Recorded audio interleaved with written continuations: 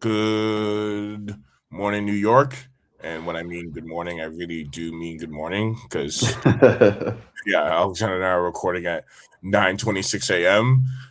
We're both on the East Coast. I'm in New York. You're in New Jersey, as Jersey usual. City.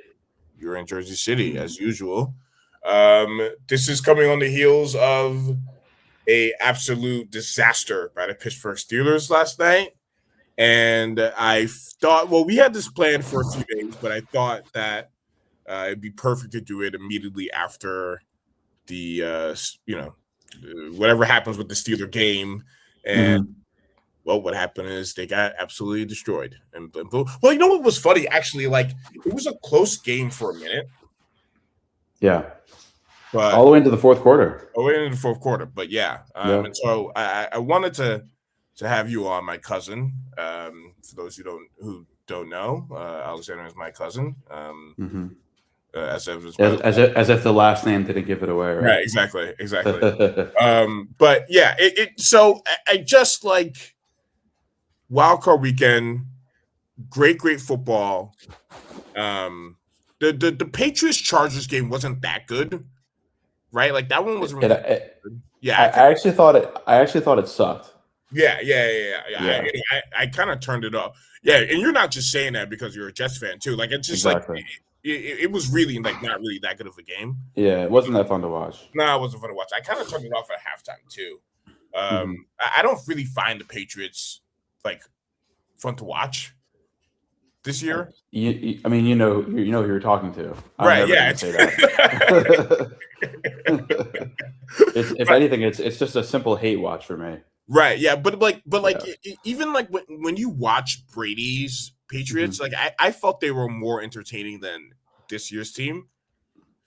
Because you could always kind of some weird Belichick stuff or hmm like you can Yeah, like Brady had this Brady like yelling at a guy or something. right. Yeah. Yeah. Did you see the like the Packers Bears game? Someone yelled at hmm somebody. I think it was maybe Caleb yelled at someone or no. Sorry. It was Eagles. Sorry, no, it was Eagles With AJ versus Brown. yes, it was Eagles versus 49ers. And AJ Brown and Nick Sirianni are like yelling at each other, and Brady's like, Yeah, that was these crazy. guys love each other. I was like, do they? Like, yeah, give me a break. Because They I think, don't. and I made a joke. I was like, in Brady language, that's just like normal shit. Like, Yeah, yeah. No, you're right. You're right. You're right. The the hate between some of the stuff going on with the Eagles is like the worst kept secret. Like they keep trying to convince us that these guys love each other, like you said. It's like we're not buying it, bro. Like yeah, anyway, I mean, it's Hurts does not like Hurts and AJ Brown clearly don't fuck with each other.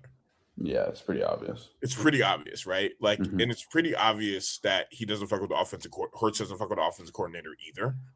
Yeah, I would be very surprised if he came back. I mean, I don't know if you saw like Jalen did his sort of post game presser and was asked about Patullo, and he basically declined to endorse him. He Mm-hmm. didn't like full on criticize, but he also didn't endorse. Right. Right, so that really tells you all that you need to know about how he's feeling about that. Yeah, but my biggest thing about Hurts is like obviously he's pretty overrated. We were texting about it during the game, hmm and I remember being like, he really can't make some of these throws, right? Brock Purdy looked a lot better than he did, and then Brock Purdy's not that good, but like Yeah, Brock Purdy was moving in the pocket, he was stepping up in the pocket, he was making these throws, and Hurts just like didn't really have that. Their offense didn't look dynamic, and it was because the quarterback couldn't really add any dynamism to it. Like it was pretty simple. It was pretty clear too. yeah. The biggest indictment upon Jalen and that whole Eagles offense is they're down Lane Johnson, but the offensive line is still very good. He's protected, you know, pretty much all the time, and he's still sort of unable to make some of the throws that are needed. I think over the course of the year, his body's broken down a little bit, and when he's able to use his legs, not that he's this amazing athlete, but it's good enough where he can, buy you a first down here and there with his legs. Like early in the season, he was doing that a lot. And I think that can paper over a lot of the cracks that come from a schematic standpoint with the Eagles offense. But um, he's just limited as a quarterback. And we were texting about it, like you said. And ultimately, for me, Jalen is he's able to be a cog in the machine, right? But he's not the machine, like how you see with some of the elite quarterbacks in the league, where everything that's happening that's positive is because of him. Mhm. I don't see that him as that guy. So he's able to be a cog, like I was saying. I mean, that year that he had with Shane Steichen, I think that was 2022, when he was at a legit MVP level. That is like really the peak of what he's able to do. But that was with, you know, the best offensive line in the league, AJ Brown and Devontae Smith operating at a really high level. Um, and they didn't even have Saquon on that team, but the run game was still really good. So it all has to kind of go right from a schematic and play call perspective, for him to be that quarterback. So he's just not able to do that on a down to down basis. He's not, and but like part of me also thinks like I was talking to Eagles fans who would always say like if there was a first down to be had, that guy would get the first down. You, Mm-hmm. he almost had it in the final drive, but Brown dropped that ball. Brutal. It was brutal. It's a brutal look for Brown too after I know. all the hoopla during the season. I know. It's a brutal look for Brown, but he had some of that, right? Like, and that was like an easy kind of, he's easy pass. He let him, it was a really precise pass, but at the same Mm-hmm. time, I didn't see a guy that okay, he's gonna win this game. I didn't have that feeling, and so Mm-hmm. they, He's provided that feeling in the past. yeah, I just think that this was such a mess offensively for them all season, even with all the talent they had. Um, Ultimately, it was too much to kind of overcome. yeah. I mean, I wonder also if they had a little bit of just like a Super Bowl hangover. Just generally speaking, the whole year they've had a little bit of a Super Bowl hangover to me. You mean Jalen Hurts' book of quotes wasn't convincing during all of you His mean to say poetry, that his performative poetry and yeah. statements during his presser wasn't convincing for you? There's always that talk about like performative males, and I think it's mostly Hmm. bullshit. I don't think I don't. I Sure. think just yeah. I mean, I think if you're a man who like reads and that has like a not ridiculous conservative takes on masculinity or whatever, like it, Hmm. like that doesn't make you a performative male. But I actually genuinely think he might be a performative male a little bit. Yeah, it's tough to. I don't know. It's tough to really get behind him, and love the guy. I mean, I'm obviously not an Eagles fan, but um, yeah, I don't know. It just seems so Yeah, performative. I mean, I don't look, women know. are obsessed. Yeah, women are obsessed with him. Unfortunately, didn't do them all that well in the game. It's Hmm. like, did you see something from the 49ers on a schematic level that made you Hmm. think that they could walk into Seattle next week or this week rather on Sunday Coming up, yeah. and do something? Yeah, so it's a really interesting matchup because we just saw this game, last week, the Week 18 matchup, and it was definitely. I mean, the Seahawks came out on top, but it was a tight game, competitive game. I'm sort of at the place with Kyle Shanahan where this guy is the best play caller in football, and He's incredible. it's not particularly close. He's incredible. Um, so I think they're at a pretty clear talent disadvantage this year with all the injuries that they've had this season, and losing Kittle is obviously a huge blow. Um, you mentioned earlier, but neither of us are the biggest Brock Purdy fans. Mm. Um, the things that he is good at, like throwing over the middle and making tight window throws and frankly showing balls, in the pocket, are a lot of the things that Kyle Shanahan really covets, and he's able to get the best out of Purdy, because some of those things that he's good at are what Kyle likes in a quarterback. Hmm. Um, but there are moments where Purdy's weaknesses are coming through, particularly his lack of arm strength, right? So, to answer your question, given how good of a play caller Kyle is, I think that they can go in there and have a chance. Yeah. Offensively, I mean, McCaffrey is a one-of-one NFL talent. That guy is incredible. Did you see the tweet that Jay Caspian Kane put on his Twitter? I was kind of going back and forth with him, but essentially he was like, is there a better white football player historically than McCaffrey? And I was like, that's like a pretty good, like McCaffrey's like a generational talent. And I was like, generational. Yeah, it's like Gronk, right? Gronk's probably the only better white player ever. I said Steve Largent. I think I would have McCaffrey over Gronk. Really? I think so. I think for him to take the running back position and have such a impact on the game and be able to do so many things. I know like tight end is a skill position, but it's not a skill position in the same way that running back is. Gronk has obviously won a lot, right? So that is huge. But I think from a talent perspective, yeah. But I mean, I guess the argument for Gronk would be Gronk made tight end into that like dominant skill position. Like when you watch Gronk on the field, it looked like he was just like so much better than his competition. Yeah, and he could do it all: blocking, receiving. Yeah, he just looked so much better than his competition. But he didn't really do it for that long, like unfortunately injuries really, really got to Gronk. He didn't really do it for that long. And McCaffrey's done it for a long time now, right? Like, yeah, we've seen enough now where when he's healthy, he's unbelievable. He's one of one, man, really. It shocks me how good he is. When I watch him, I'm like, oh, this guy's so good. He makes it look easy. Yeah. No, he's makes it look easy. Yeah, he's incredible. So he's great. And I think defensively, my guy Rob Saleh, he's good. I mean, they're basically just have a bunch of guys out there.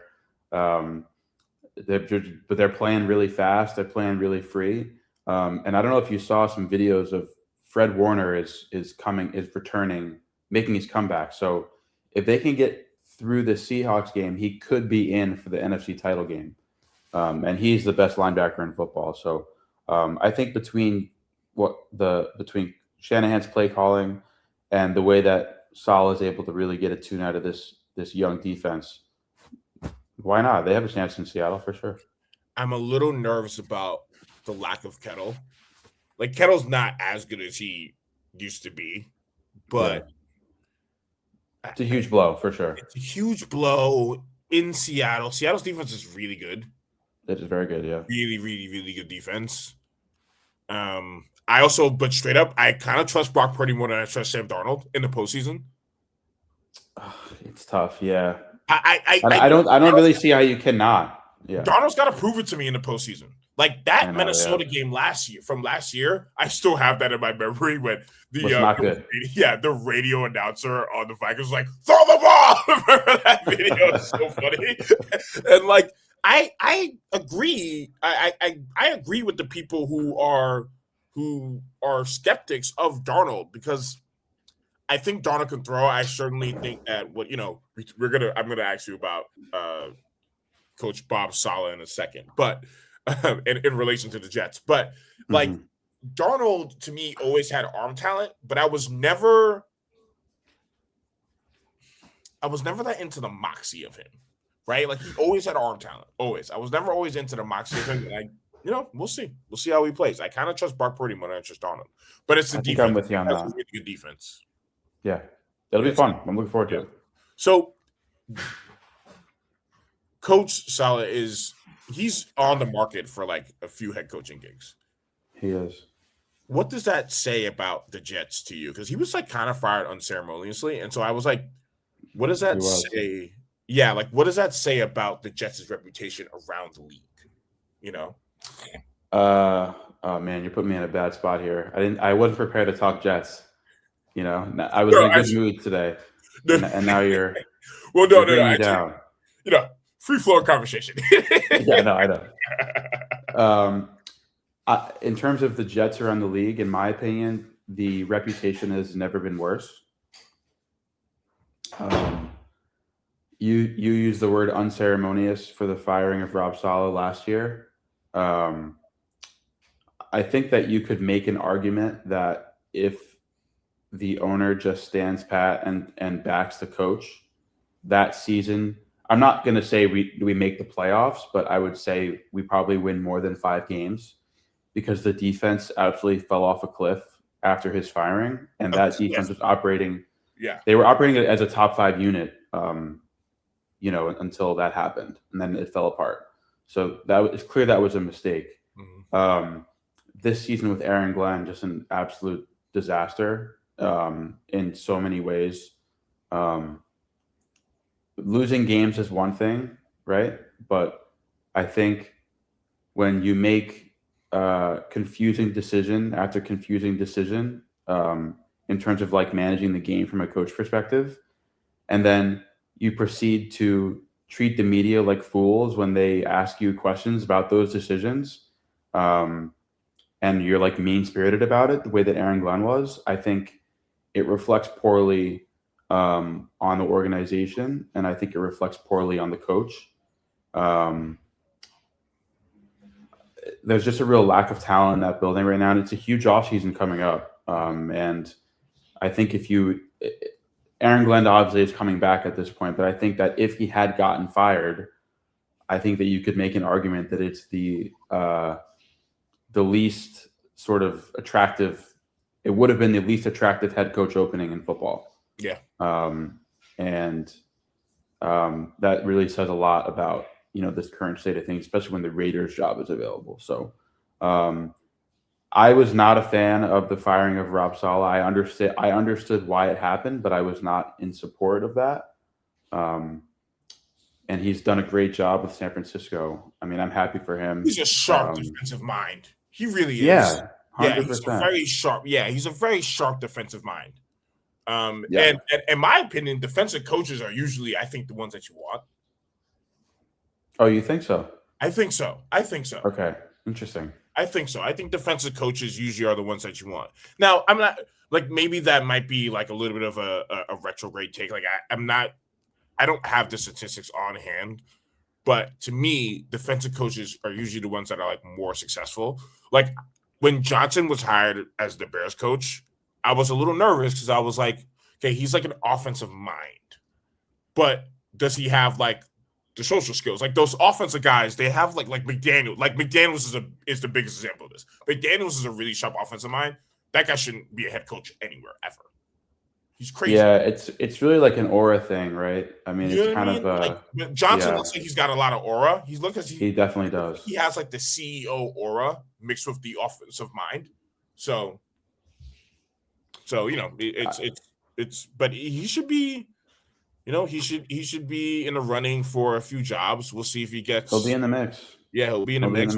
Yeah. We'll see if he gets. And by the way, if you go back to the Zach Wilson debacle, Rob Saleh was not in favor of making that happen. He wanted to keep Sam, draft skill, draft defense. He wanted to go a different direction. It was Joe Douglas who wanted to draft Zach Wilson, right?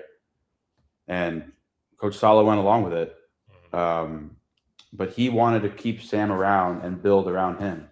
Yeah. And in hindsight, he looks like he might have been right. Right. So, yeah. Defensive coaches are interesting because they have to hire the right OC to make it work. Yes, they have to write it. I mean, and we'll get to Tom in a second. The Packers-Bears game. Let's talk about what we saw there. We might not have time to get to Carolina, but I definitely wanted to talk Packers-Bears.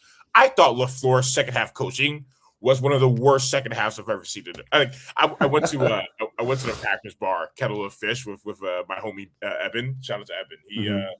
He's from POW and he works as a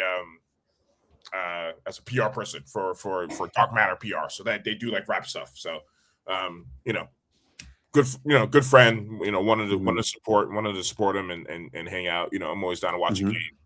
And we were like talking afterwards, and I was telling him, I was like, I think that's the worst second half coaching I've ever seen in my life. That's it. I wouldn't say would go that far with LaFleur. You didn't think so? I thought he was like the possessions they had after halftime. They had like 3 straight possessions that were like 3 and outs. They had It no was pacing there were with some them. rough ones. It was ugly. I was like, "What are you guys doing, man? Like, step on these guys' necks."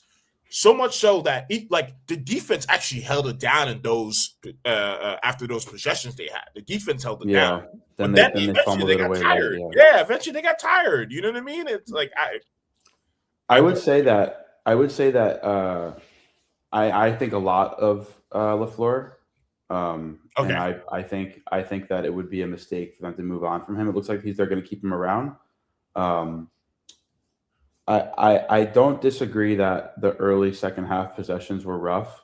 Mm, I will say that their run game right now is not.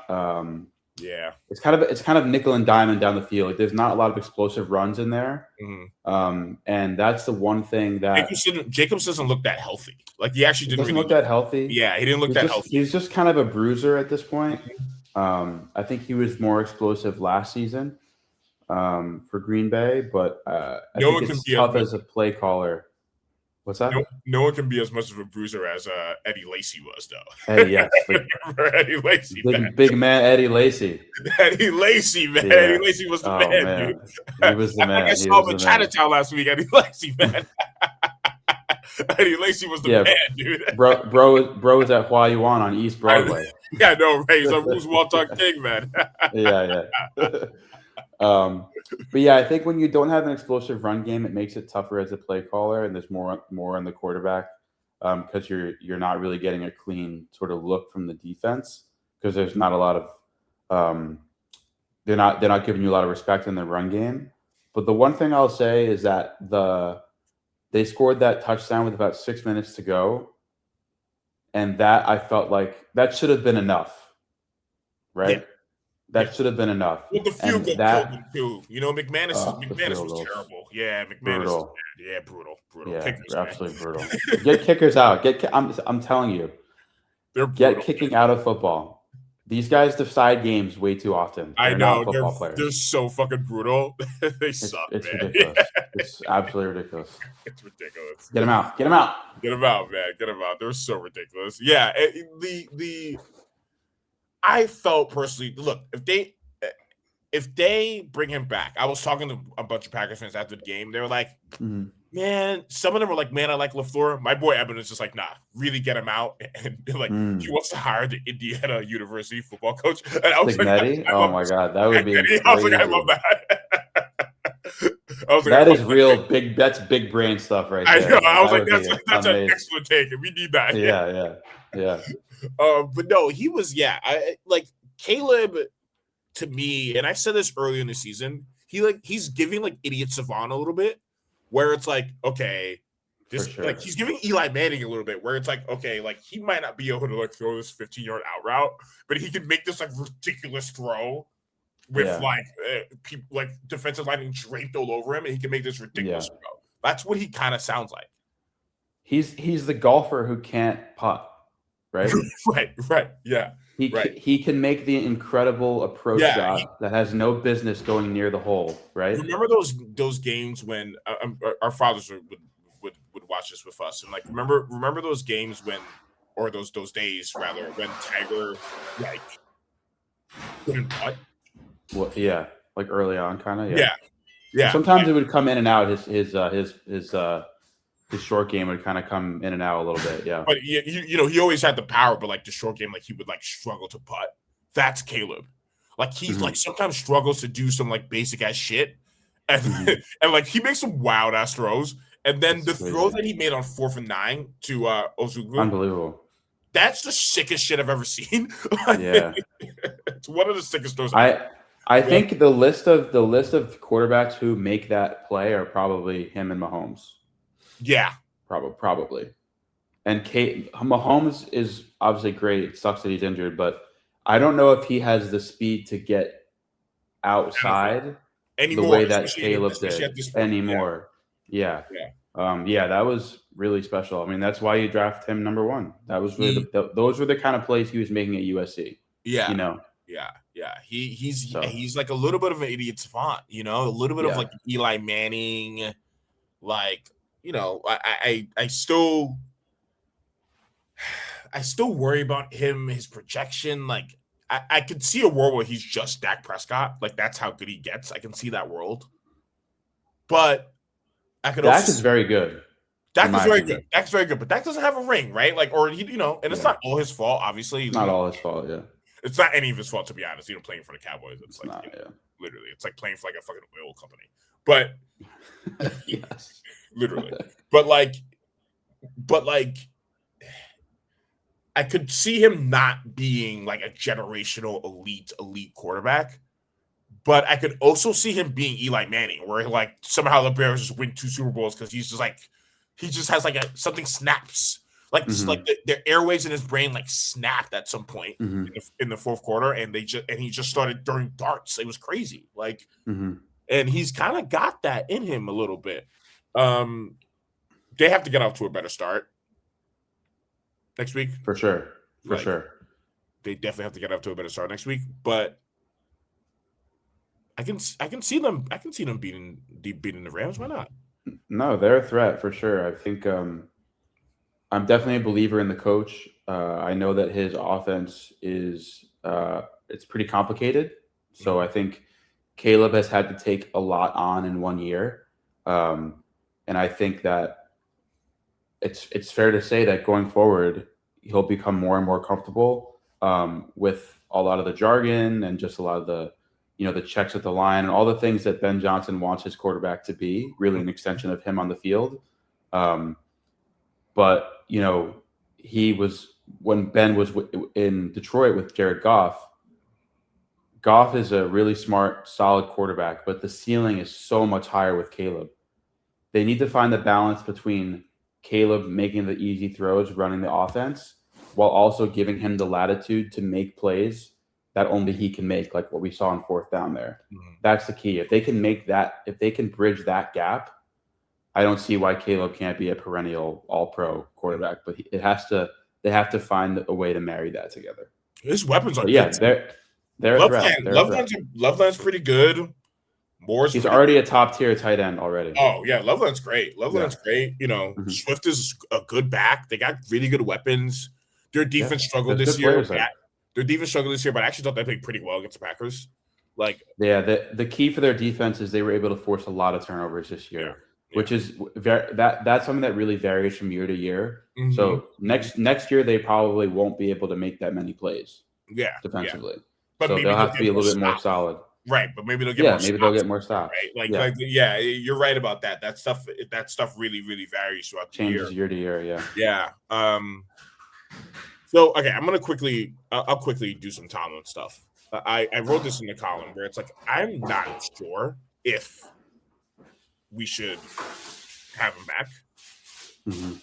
but I also like how can you fire him without him having an elite quarterback? Hmm. Like how can you part ways with him without he's never had a quarterback since Roethlisberger tore his elbow.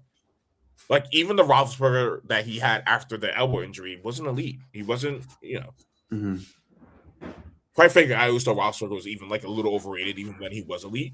But like, I would agree with that. yeah, yeah. But we remember watching him sometimes, and it's like Roethlisberger doesn't have his head on straight. You know what I mean? Like he was just Yeah, like yeah. sometimes he would, but but like yeah, like I straight up just do not think he's had a quarterback for 8 years, and I don't know how you let him go. Like you just have to find a quarterback. Now you could say that he's been one shopping for the groceries, and thus if he's the one shopping for the groceries, he's in charge of what the meal looks like.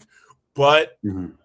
I don't know, man. He hasn't had a quarterback. What are you gonna like? What are we gonna do? Like we weren't gonna be like a number one seed with 42-year-old Aaron Rodgers. Right. Unless he had the greatest defense in the world. Like it's just like Hmm. I think the Steelers are in an interesting spot because I mean you said you got to find that quarterback. I'm sorry, brother, but they ain't growing on trees, I right? know, man. I So know. I they know. don't just come out of nowhere, and I think They tried with Pickett. In a lot of ways, But they tried. You know what I mean? They yeah, tried Pickett. He stunk though. He was really bad. he stunk, and that was really your one shot at it because the Steelers are a little bit victims of their own success, right? When you're constantly winning, 9 games, sometimes 10 games, 11 games in the playoffs, your draft pick is just not in a place where you're able to get that premium quarterback. And even then, sometimes it doesn't work out, like we just saw with Kenny Pickett, right? When you do get a pick. So I'm not sure where they go for next year. I saw some post-game quotes, some typical Aaron stuff saying, when I go think about it, et cetera, et cetera. I did see that he put his full support behind Mike Tomlin, which is not surprising. Mm-hmm. Those guys have gone on really well, and I think, frankly, Aaron has a lot of respect for him. Mm-hmm. I'm not sure where you would land on having Aaron Rodgers back next year. I don't see another option out there unless you're going to play Mason Rudolph or some other guy like that. I do think that Aaron is incredibly flawed right now, purely just because of his age, and we saw it last night. I think the game went the way that a lot of people thought it would. Just the Texans' defense was overwhelming. And I think you're limited, right? So, I mean, I think DK's drop was like a really big turning point in the game. Tough one, yeah. Yeah, it's a big turning point in the game. And you got to make those plays in the playoffs to have a chance. Make those plays. Yeah. But yeah, so we've texted about this over the last couple of weeks, but I can't get my Jets fandom. I look through a lot of football conversations through the prism of being a Jets fan, right? Mm-hmm. So for me, as a guy who hasn't watched his team play in the playoffs since I was in high school, literally, that's actually crazy. So crazy. Aren't you like 32 now? 33? Yeah, I'm 30. I'm 32. I'll be 33 in June. Like, that's a joke, right? It's 15 years. That's an absolute joke. The idea that you guys would consider moving on from Mike Tomlin, to me, is insane. Because this guy constantly has you playing important football games in the important time of year, and you're rolling your eyes, and I get it, and you want to win a playoff game, but you got to be there. I would take. You got to be there, man. No. What I mean, it's not like he's had. It's not like he's had amazing rosters. I agree with you, but what I mean is, by you got to be there. It's like you got to be within the fan base to get it. Like, it's just like, oh yeah, it's fucking boring, man. It's like the same shit every year. Like, I knew they were going 10-7 this year. Like, you could have penciled that in. You could have voted for it, and it would have won on a landslide. Like, it's just like everyone knew we were going 10-7. Everyone knew it would be a first round exit. It's just like these things. It's every single year now. It's just like, I just want something new, maybe. Like, but also, maybe. But also, that's like me thinking. Like, that's me thinking that's me thinking emotionally. And then when I sit down logically about it, I just don't see how you fire him because he hasn't had any elite quarterbacks or any elite, like, you know what I mean? Like, just like, he's making apple pie out of rotten apples every year, bro. He is. No, he is for years. For years. Just like, just a little bored now, man. And maybe 19 years is a long time at one place. It's a long time. I think he gets one more year and they'll do 20. And that'll be the last year. Next year will be the last year. Okay. They're gonna do 20. Yeah. You know what I mean? Because the Steelers, they're about tradition. They're like a marketable franchise. They're about tradition. For sure, yeah. 20 years, boom, 20 years. I like a round number there. Yeah. I will say one thing that I can understand from your perspective as a Steelers fan. As cool as it was to see the Steelers, I guess back their way into the playoffs, right? And to see Aaron play important football games again was cool. I do think for the Steelers to become legit contenders again, you have to get to rock bottom first.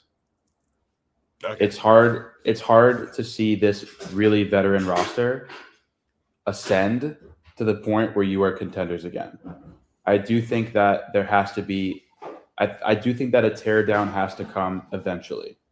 But I think as long as Tomlin has you in the playoffs, I don't really see how you can do that. So maybe next year is the year where they go, 6-11, and then you cut the cord then. But I think until that happens, you're in the playoffs. You're in the playoffs. I would kill. I would kill for that. I mean, yeah. I know you would, but I don't know. I've seen it too much, and so now I'm like, let's quickly do Knicks. We'll get you out of it, but let's quickly do some Knicks stuff. So they struggled for about, what was it, like 2 weeks, a week and a half? Probably about 2 weeks. Probably around there. I thought it was a combination of two things. Hart, obviously, Hart is the term Swiss Army knife is very cliche to describe him, but that's what he is. Exactly what he is. He's like a guy who can push the ball. He's a guy who can distribute it. Besides, he's the only guy besides Brunson who can really distribute the ball. And Kolek, obviously, but Kolek's not like a starting player. So he can really distribute the ball. He can push the ball after rebounds, and he can score a little bit. They missed all those things. Mm-hmm. They missed all those things. They missed the defensive game. They missed all those things. Sure. And also the cup schedule, I think the cup legitimately, like that drive to the cup schedule was like really tough. Yeah. That was fun though. It was fun. No, it was, I don't blame him. You know what I'm saying? It was fun. It was fun as hell. But the cup schedule was tough. Cup schedule was for tough. Sure. So I think those two things really is the reason why they were struggling, and I think you'll see an upkick in their victories now that Hart's back. You can play Hart with McBride, which is cool, right? Mm-hmm. I think Brunson with shooters always works, right? Brunson with shooters is always a good gig, and I think we got a chance. Yeah, you use the term Swiss Army knife, which is exactly what Josh is. Totally agree. He's not a incredibly talented player, right? But he is extremely unique. Almost in the way that like Draymond is unique, where like there's only like one guy like that in the league, and I am kind of with that with Josh, where there's only one of those in the league, and whenever you have a unique player, I think it's an advantage because teams don't really know like how to deal with him, right? Like he's literally a 6'4" power forward who rebounds the ball like an animal. And pushes the ball and play makes and takes charges and does all the things that will help win you basketball games. I thought that he's like the most AAU coded of all the Knicks players. Like him. Yeah, I think he hates practice. Yeah. Yeah, but it's like he can't really shoot that well, but he's just like doing everything on the court. He's very AAU. Yeah, it's very funny. Definitely. Yeah. I was the Portland game the other day, with about was it 6-7 minutes to go, was like a tie game, and I was like, if we lose this game to Portland, I'm worried now. Right. And Mike Brown, I thought, deserved a lot of credit because Towns played really well in the first half, but he did not close with Towns. So I think he's been. Josh Hart was basically playing center in the closing minutes of that game. Yeah. So I think it just shows that Brown's willing to do some stuff, and I think he deserves credit for that. I thought that was a big win. I know it's Portland, on a random weekend night or weeknight, but I was encouraged by us clawing to get that win. Look, it's a long season, right? So sometimes these things happen. You mentioned the cup run. I think that was a little bit of a collective sigh of relief. We'll see. I think we play tonight in Sacramento, I want to say, or tomorrow. Tonight being Tuesday. That's our next one. So yeah, I think Mike Brown continues to tinker. The cup run took a lot of us, but it is a long season, and sometimes you have peaks and troughs. Yeah. The Caps stuff is to me like the thing I'm looking for. For sure. with a magnifying glass. Like, I Yeah. just want to. I don't know. Like, I don't know. I can't tell how they feel about him as an organization. I can't Mhm. tell if he's like on the block, maybe a little bit. Like they like. I don't know. I also can't tell how he's feeling physically. Yeah, and I can't tell if I want him on the block a little bit or you know what I mean. Like I think he's Mm. so talented, but He is. you know he's also flawed. He's very limited in a lot of different ways. He's really Mhm. really flawed player too. So we'll see. You know, We'll see, man. We'll see. Yeah. Stay All the right, course, though, Knicks fans. Stay the course. stay the We're course. all right. All right, brother. Good to see you as usual. All right, brother. Yeah. Always. This was fun Good and chat. yeah, great chat. And we'll definitely I feel like we'll definitely do Knicks again before after All-Star break. All-Star, yeah. Knicks again, and then NFL draft stuff. We'll do some Jets Yeah. Pico stuff. It's already started for me. It's already Yeah, started for me. sorry. Are you a Mendoza guy? grinding the tape. Are you a Mendoza guy? I don't know. How do I put this? He's kind of a square, which makes me nervous. It makes me nervous too. That's all I'll say for now. Yeah, it makes me nervous. All right, buddy. All right, bro. Peace. Peace. All right, we are going to have the homie Ryan Garcia. He is a New York Yankees blogger, a New York Yankees podcaster as well. He's one of my favorite people on what's up, Ryan? He's one of my favorite people on Yankees Twitter because he's a Yankees fan, and I can tell he's a diehard, but he's also not afraid to criticize the team. You know, he's honest about the players. He's not like a doofus about Jazz or any other players. He's not a doofus about Judge's postseason, the postseason Judge wars battles. He's not a doofus about that. I really like his stuff. So we're having Ryan on. Ryan, what's up, man? How's it going? It's a pleasure to be on. I really appreciate the compliments. I really appreciate it, man. I'm really excited to get into this.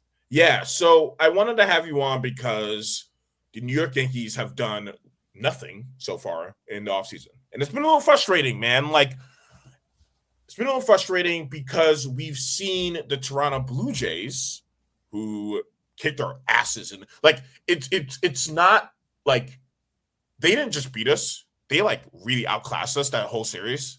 Kicked our asses, and you can say they were lucky.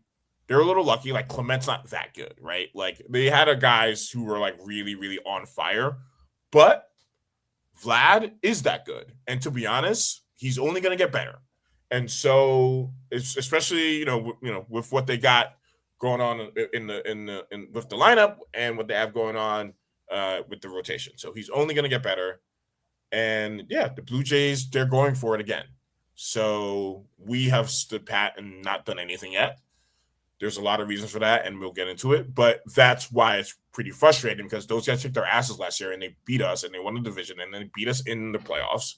And they're going for it and we're not. So, like, what are your thoughts about it? Well, we'll get right into it. Yeah, so the first thing that kind of stands out to me, as you mentioned, is the way that these two teams are operating. You would think that kind of defeat would cause the Yankees to operate like the aggressive spenders, the let's set the tone in this market. The Blue Jays are operating like the team that got stomped in the division series. The Yankees are operating like the team that was this close to winning the World Series, and they just need to bring back a couple of pieces, and they'll be good, and they'll go out and still be a great team. Now, we are still at a point in the offseason where the Yankees can do things, but you can't. That argument kind of loses its weight every day that goes by. The closer we get to spring training, the closer we get to opening day, the less validity that argument has. And even more so, the more that we kind of get into the Bellinger like stalemate, the more options could leave the board. So the Yankees are in this very precarious situation where they're not doing themselves any favors on the PR standpoint. They can't really expect fans to buy in on what's going on right now. And while I don't think this is a bad team at all, I do think this is a team that needs improvements, and they've got about a month until the panic button really starts being pressed. Yeah, I mean, they could, there are guys that they really could be getting. They chose not to go after how do you pronounce this? Ima? Yes, Imai. Imai. They chose not to go after Imai. He goes to the Houston Astros. Luckily, he didn't go to the Blue Jays. He goes to the Houston Astros. They don't go after Cease. He goes to the Blue Jays, which I'm fine with. I don't think Cease is that good, actually. So I'm kind of fine with that. I've seen us kill Cease in games. You know what I mean? I'm not that big of a Cease guy. But he goes to Toronto. There are guys that, they could get, such as Kyle Tucker, such as Bo Bichette, right? My feeling on Bichette is that the whole thing about his defense, overrated to me. Like, he's a bat. That guy is a bat. He would be the best bat since at that position since Jeter. Prime Jeter, right? He's a little bit better than Didi at the plate. Didi was solid too, but he's a little bit better than Didi at the plate. Like, Bichette's that guy's a player. Like, he's a dude. You know what I mean? Yeah. And they're not really thinking about getting him. I know he projects as a second baseman. They have Jazz, but it doesn't look like they're going to re-sign Jazz. So they should maybe try to work out a deal for Bichette. I don't think Anthony Volpe's a shortstop for the future. We've seen him. This is now 3 years we've seen him. I don't see it. Like, I think it was going to happen. We would have seen progress. And yeah, he's still young, but I'm good. I'm really good. They've been talking to Bellinger the whole offseason. Boris is out of his mind if he wants 7 years for a player who is really, really good, but he hasn't had back-to-back really good seasons since he was in LA. So, who knows what Bellinger we're gonna get next year or the year after? I think my gut tells me he'll be pretty consistent.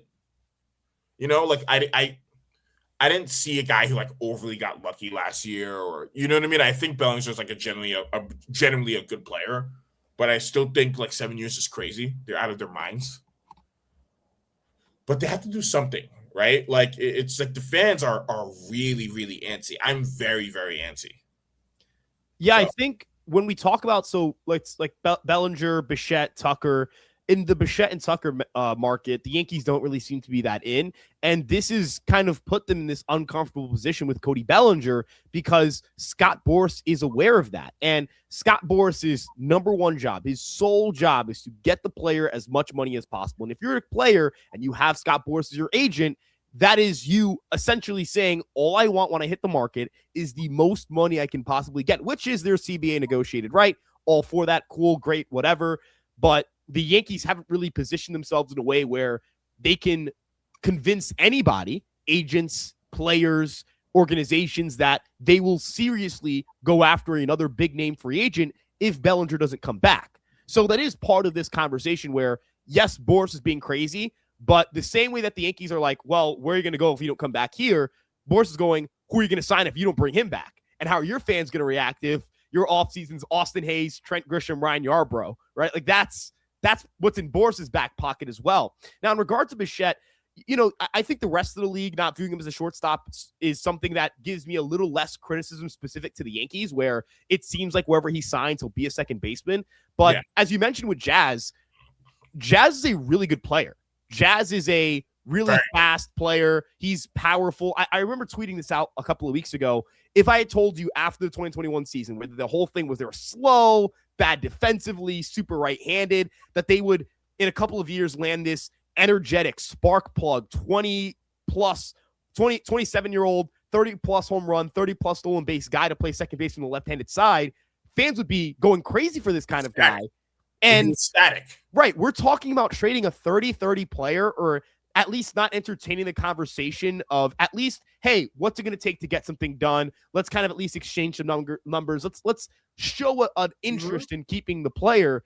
I'm not saying the Yankees want to trade this guy, but I do think the Yankee fan reaction to Jazz Chisholm is like, oh, well, he's not good in the postseason, so we shouldn't pay him. It's like, did you not just see Judge spend a couple of postseasons struggling?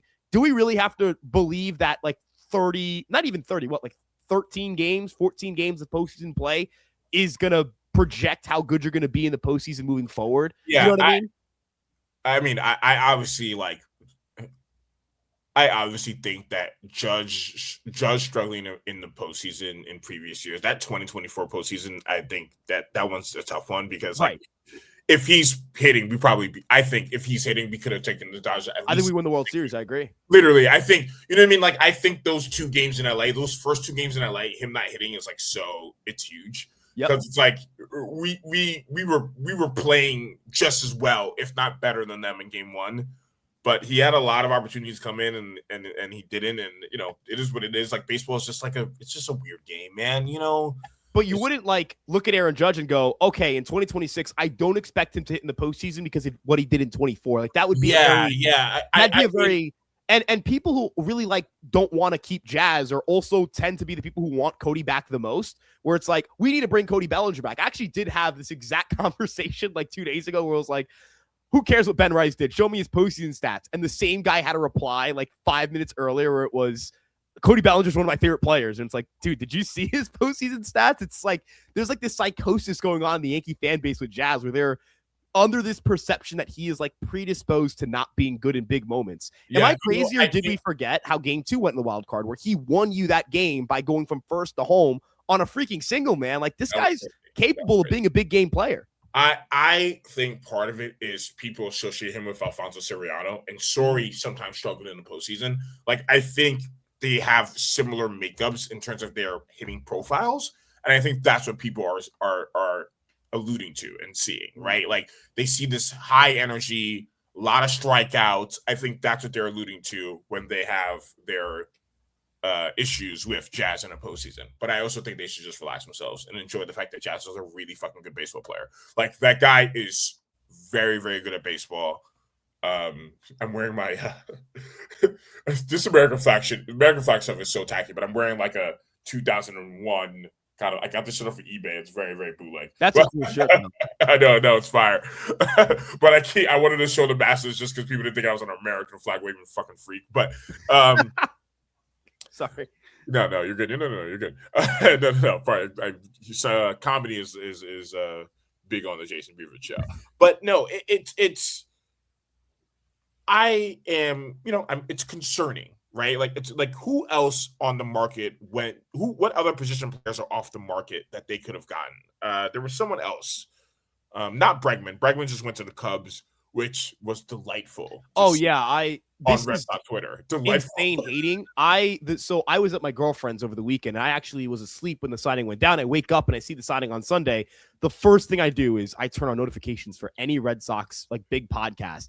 On the way back on Monday on the train, oh my goodness, man, my ears were delighted. I was having a great time.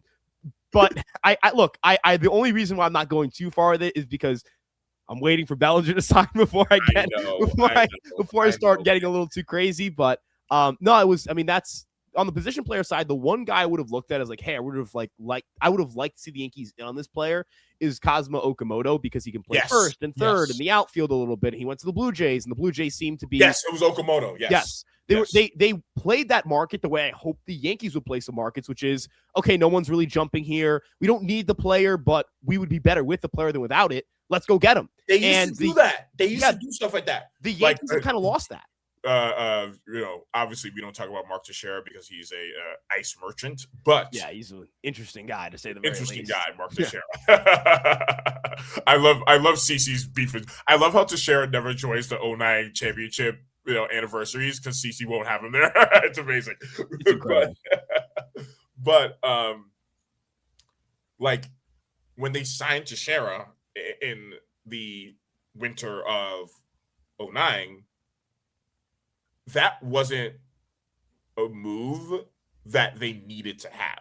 They needed starting pitching that year, and they got it with CeCe and AJ Burnett.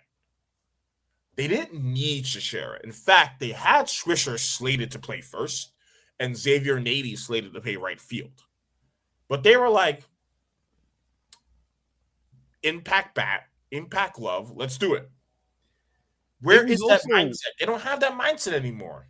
There was this just incredible hatred for the Red Sox because if the Red Sox weren't in, they probably wouldn't have done that. Like, it's really funny how like that was just fueled by pure hatred, and it worked out too because Xavier Nady. I think the goal was to get George one more title before he died. Yeah. I think that was a big thing in 09. They wanted one more title for Dad, and so I think that was Kendall Steinbrenner wanted one more title for Dad, and so I think that's part of it. And I think there's the thing the Yankees, I think, under like I'm not someone who like tries to like romanticize the George era by ignoring all of the negatives that came with it, because I think that's just ignoring history, and I believe that's like this is not just a sports thing. We have a big societal problem with ignoring history nowadays. But he was a complicated man. Right. But the thing I think he did very well on a contending Yankees team was the ability to kind of understand that you don't operate in a vacuum, that you should not that you should react to your division rivals, but that should be part of your game planning. Like, hey, the Blue Jays, like if George were alive today, I hate when people do this usually, but I'm going to do this in this specific scenario. If George were alive today, he had a hole in left field, and he saw Kyle Tucker was being courted by the Blue Jays, really, and some teams like the Mets and Dodgers are kind of jumping in and being opportunistic. He would say, I'm going to take this guy because if the Blue Jays don't get him, and Bichette goes to the Phillies, they're screwed, and we're going to be the best team in the American League. That is something George probably would do.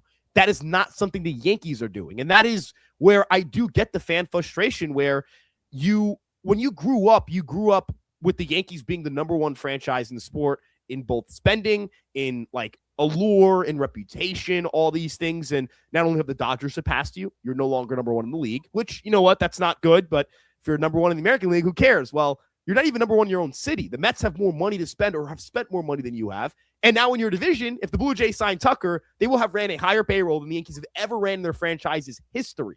So very quickly in the span of 5 years, or 6 years, really, you've gone from spends more than anybody else to spends the second most to doesn't spend the most in your own city to doesn't even spend the most in your own division. That is a scary sign, because would you expect that trend to reverse, or would you expect that trend to keep going?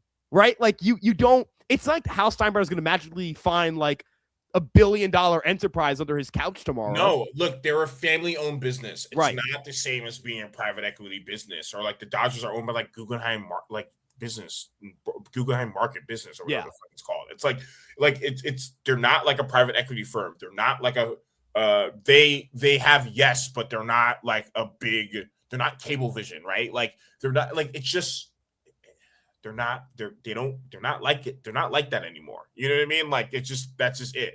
Like the Lakers are kind of going to do the same thing too, kind of. Yes. And Genie sold. Like they're not like that anymore. And then but I'm not defending a bill. And like I'm not defending this. Right. It's not in defense of how it's right. They're still really, really rich. Yeah. Right. Yeah, they're still really, really rich. And yeah, like they, I think, are under the premise that they don't need to overspend in order to compete for a title. And it's just the wrong mentality. It really is the wrong mentality.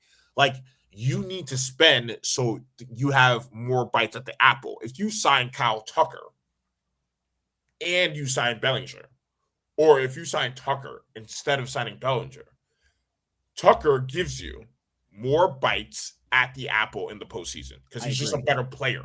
So he gives you more of a margin for error in case Judge doesn't hit, right? Like that's what Soto did. Exactly. In 2024, Judge didn't hit in the postseason. Soto did.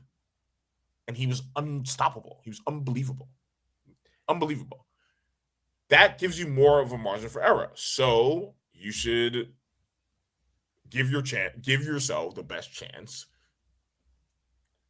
to to have success in postseason. Like it's just that simple. Like they're just, but they don't. But like, he's just not thinking in that type of way, and it's just because it's one a cheap tactic, but it's also like he's just not thinking in that type of way. Like the starting pitching too. Like they have to get one more pitcher. I agree. You have to get one.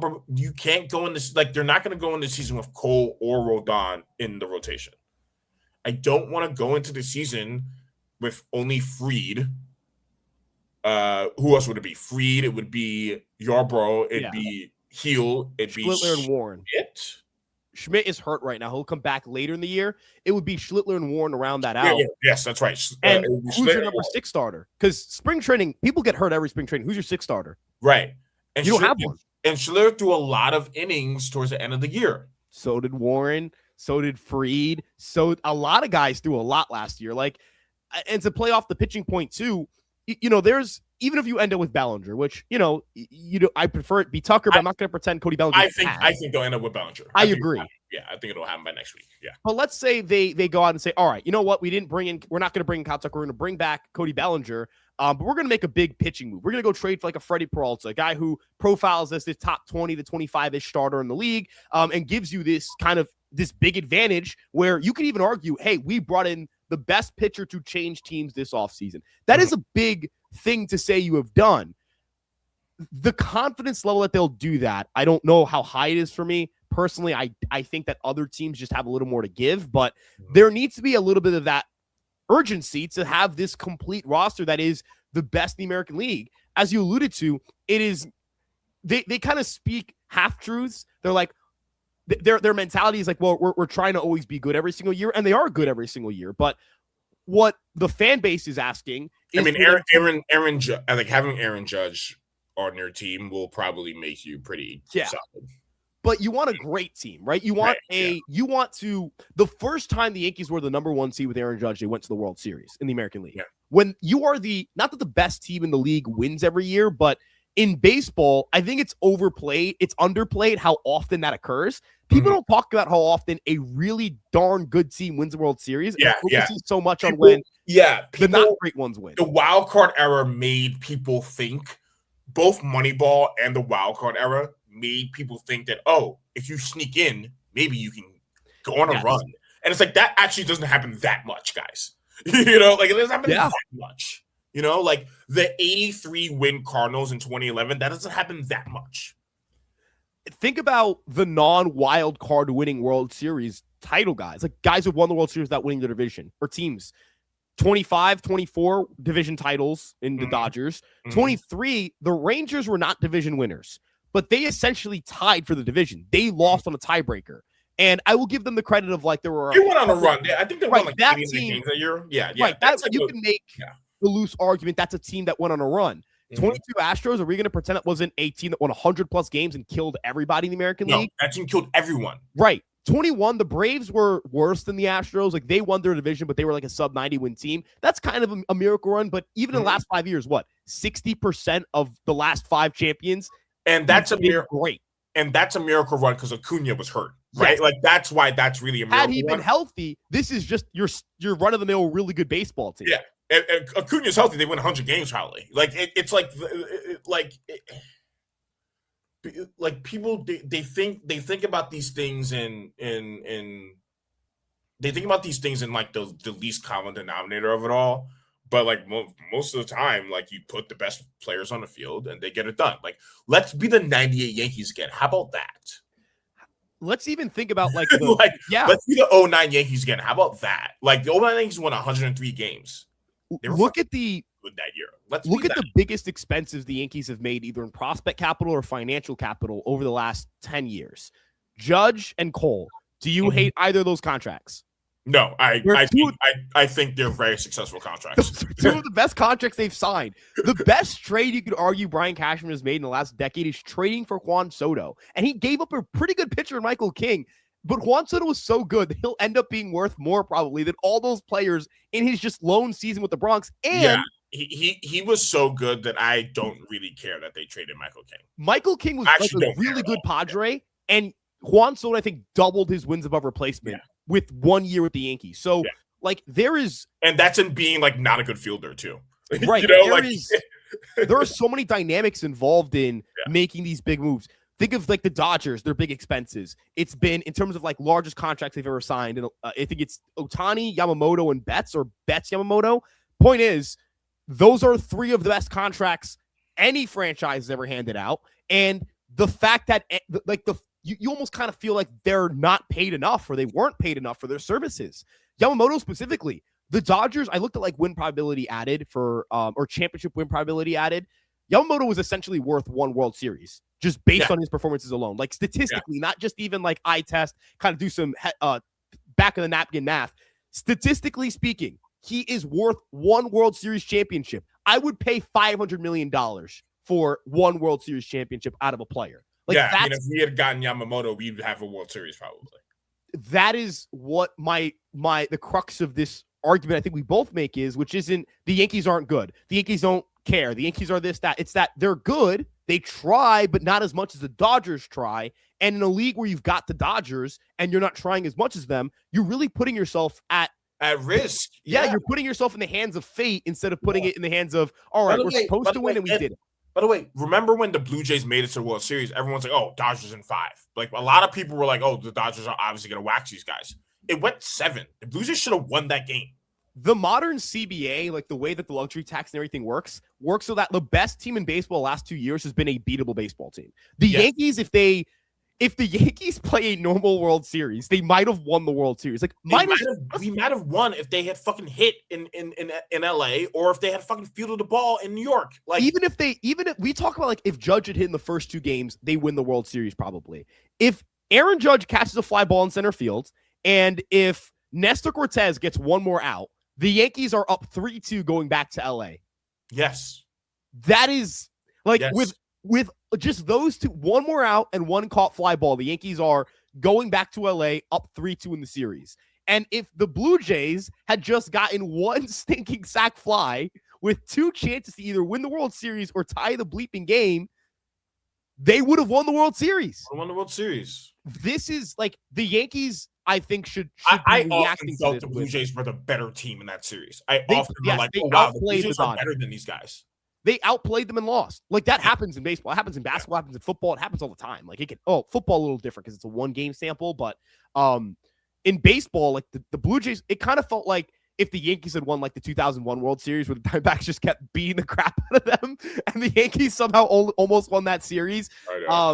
But it's funny, we mentioned like Jazz and Soriano. Soriano's a New York hero, a legend forever if the Yankees win Game 7 because of that go-ahead home run. I know, especially off of a Kurt Schilling. Yeah, that would have been nice too. That would have been that would have had great replay value. I know, that would have been nice. Yeah. Except now we have to watch the fucking bloody sock all the fucking time. It's the worst. Not having any positive PR is there's no any dark spot in MLB history should include Kurt Schilling having a good. I know. If you make a documentary, like Bill Simmons actually once said this, it was really funny. He was like, if he made a documentary of the 0-4 Red Sox, he would like bleep out his face. Yeah, totally fair. Just be like, the bloody sock game was a team pitching moment. It was a team pitching moment. Yeah. But and it's just been rough. And I've seen you on social media, on Twitter, be quite like dead ass about it. Be like, what's the word? Blunt. We be quite blunt about it. And it's like they aren't doing enough. I actually thought it was good that we didn't get Eddie Cabrera. I thought Blake and Eddie Cabrera could have done some sweet magic together. I think Eddie Cabrera's arm is Swiss cheese. Yeah, that's fair. I think it's also the fact that, like, I know Owen Casey's their number 1 prospect. He's not their number 1 prospect. He's not their number 1 prospect. I know that's like, because when you update, like if they did the updated prospect rankings before the trade went down, he would not have been ranked number 1. If you're I understand that might make it seem like, oh, well, the Yankees should have just matched it. But considering we're talking about 3 years of a starting pitcher of his talent and you don't get their number 1 prospect back, you get like a number 4 prospect, number 10, like a number 30-ish. That's not a reflection of the Cubs are really smart and the Marlins are really stupid. That's a reflection of you're getting a discount on a guy's elbow. Kind of like how the Yankees traded like nothing for Frankie Montas. And I remember young, naive me going, what a steal. Turns out his shoulder was shot. That's why you got him on a steal. So yeah, that I totally hear you on that, man. I hear you. There seems to be a little something funny with that elbow. Yeah, there's something funny with the elbow. Him and Blake could have done some real cool shit together though. But I'm okay with them not getting him. And the Cubs fans are gonna see that shit's gonna fucking shred, and they're gonna be like, "Oh my god!" It's gonna be people in mustaches fucking like throwing hot dogs at them. You know what I mean? Like they'll see. But like, what are our predictions? Like, so do we get Bellinger and for how many years and for what's the AAV? I think it's the current deal, 5 years, 155. I think there'll be a big signing bonus in there. I'm going to say about like $20 million. No, I'm going to say like $15 million. Mhm. Spread over 5 years, like $3 million additionally, which does count towards the CBT, which isn't great, but maybe they defer some of the signing bonus. I don't really know. I think there'll be an opt-out after year 2 because it'll let Bellinger hit the market at like 32, turning 33 with a chance to maybe get another like 3 or 4 year deal. But I think the current like years and salary are what he's going to sign for, because I'm going to be real with you, man. There is no chance on planet Earth any other team exceeds that offer. Not a chance. Like, I know people are like, well, if the Mets miss on Tucker, then this, that. They just traded Brandon Nimmo on a 5-year deal of lesser value. Do you think they're going to go, I'm going to do the exact same thing I do with Brandon Nimmo, which is pay a guy to be a corner outfielder who might lose, who doesn't even fit the ballpark very well. At least Nimmo hits the ball to left field, right field.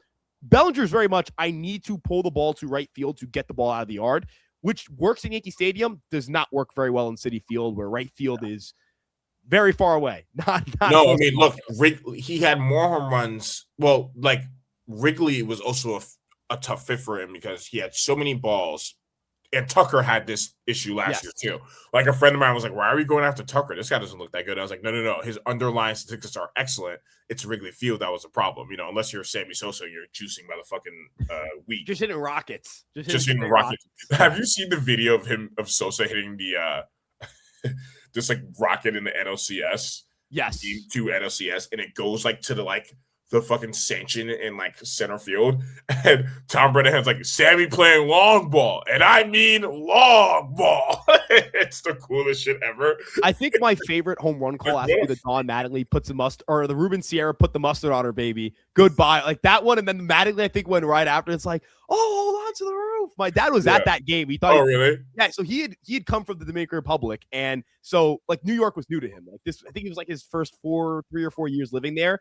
And he described it as like, I thought I was going to die. Like I was an 18-year-old at Yankee Stadium, and I actually thought the seats were going to collapse and we were going to die at the ballpark. Yeah, that's so cool. I would give up so much to experience that. I know, right? I know. But yeah, like with Wrigley, you have to hit like a 110 mile per hour nuke to get it to fight against the wind. And Bellinger and Tucker are more elite bat control guys than elite raw power guys.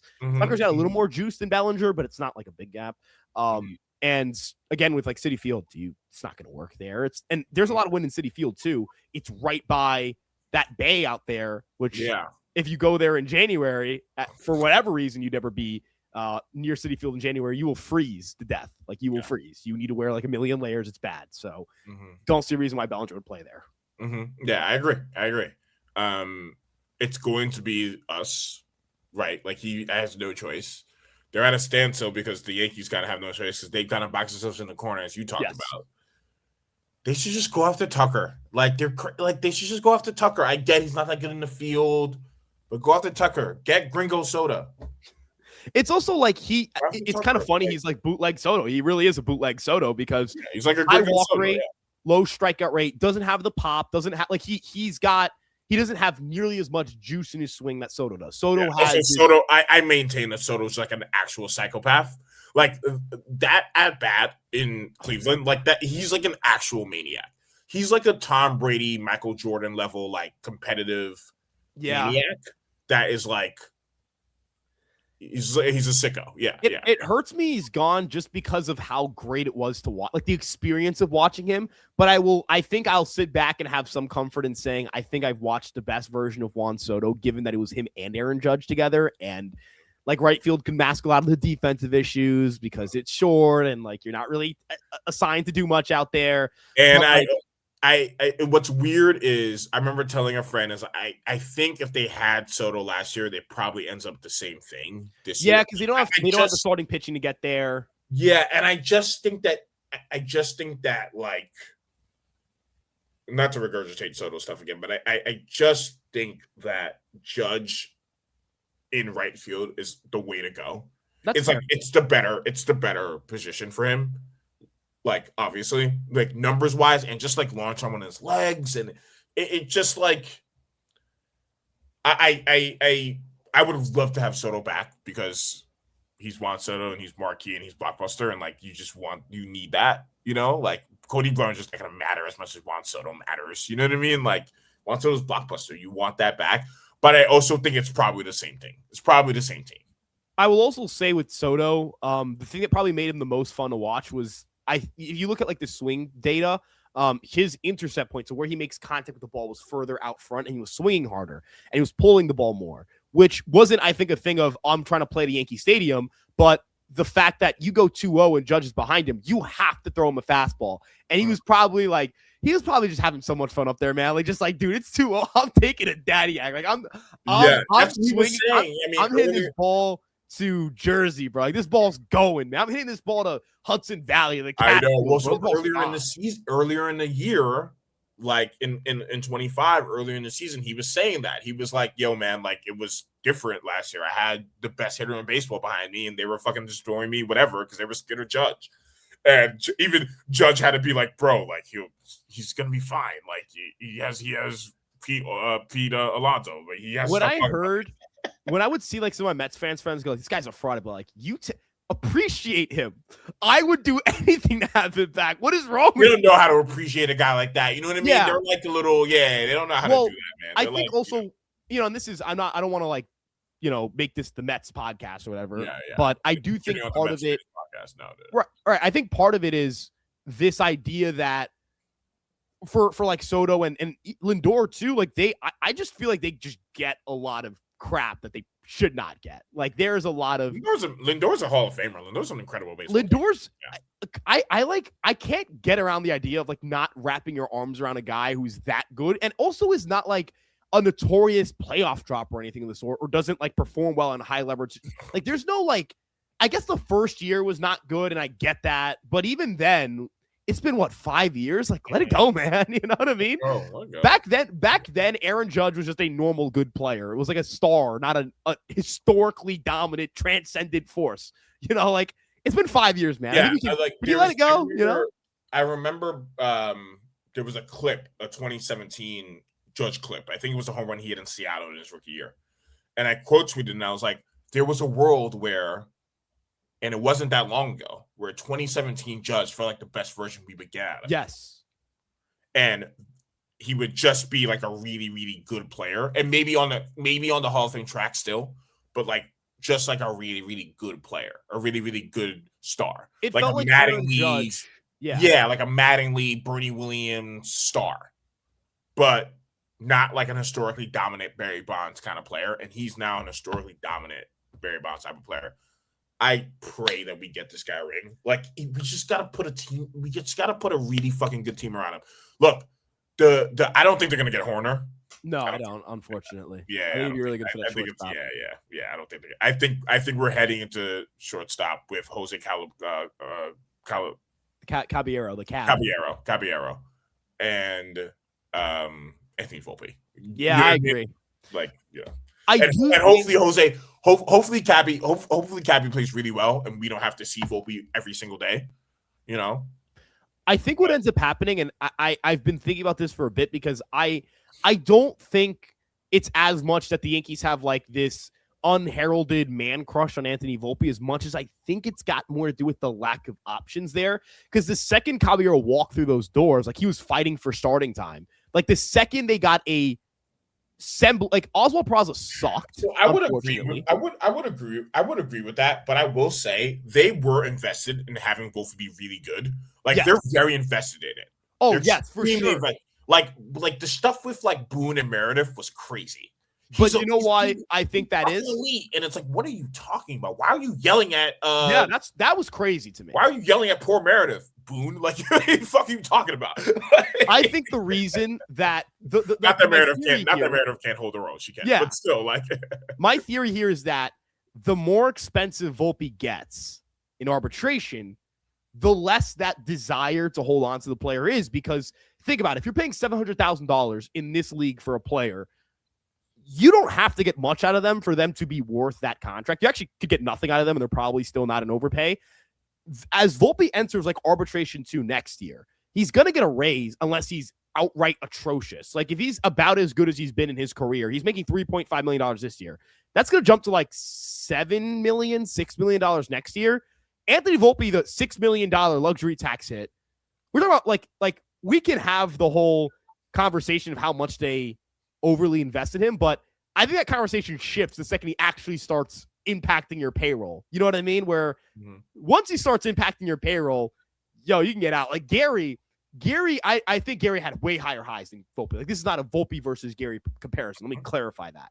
But the second they really stopped like putting the effort in to keep Gary around was, what's that? Arbitration 2? You're gonna cost me $7 million? Get out. Like you're gonna cost me money?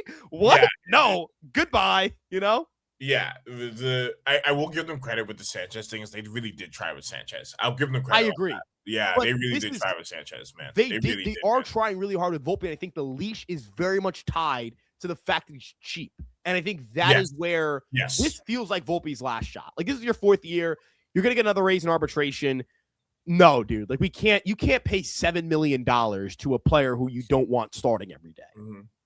You can't. And you can find utility men for cheaper than that. So at that point, you move on and you let the market dictate whether he's a non-tender candidate or a guy you trade. Yeah. I mean, I was on the L train recently and I saw that I saw an ad with Volpe. I forgot. It's like a suit company. I forgot what suit it is. It's like a suit company. And I remember you being like, this guy's hitting 215. What the fuck? Like, I have a pretty funny story at the LIR on that, or the LIRR. I saw the ad. I've seen this ad before, so I knew it was this ad. But his face, somebody cut out his face from it, and it's just a blank. Like they just removed his face from it. That's so funny. And I'm like, this is not a mistake. Somebody meticulously was like, somebody was on the LIRR. It was someone just watched him go over 4 of 2 strikeouts. Like they were like, "Get the fuck out of here." This was 2 days ago. So this had to have happened in the offseason. Like somebody was like 1 a.m. They saw that ad. They were probably having like just like hyperventilating. They're like, this guy has an ad. He hit 215 last year. Just like reliving every like bad Volpe memory, every error, every this or that, and just crashed out. Took the thing down, cut out his face, get off the train. Like, I think that's hilarious. That is one of the funnier images I've seen out there. And I was like, one of the funniest ones was last year. Simmons had a podcast where they weren't even talking about baseball. It was like Ryan Rosulio and him talking about like hoops. And Rosulio talked about a player, and then Simmons goes, kind of like Volpe. How like Volpe's on the Yankees, even though he's Volpe. It was like the funniest thing.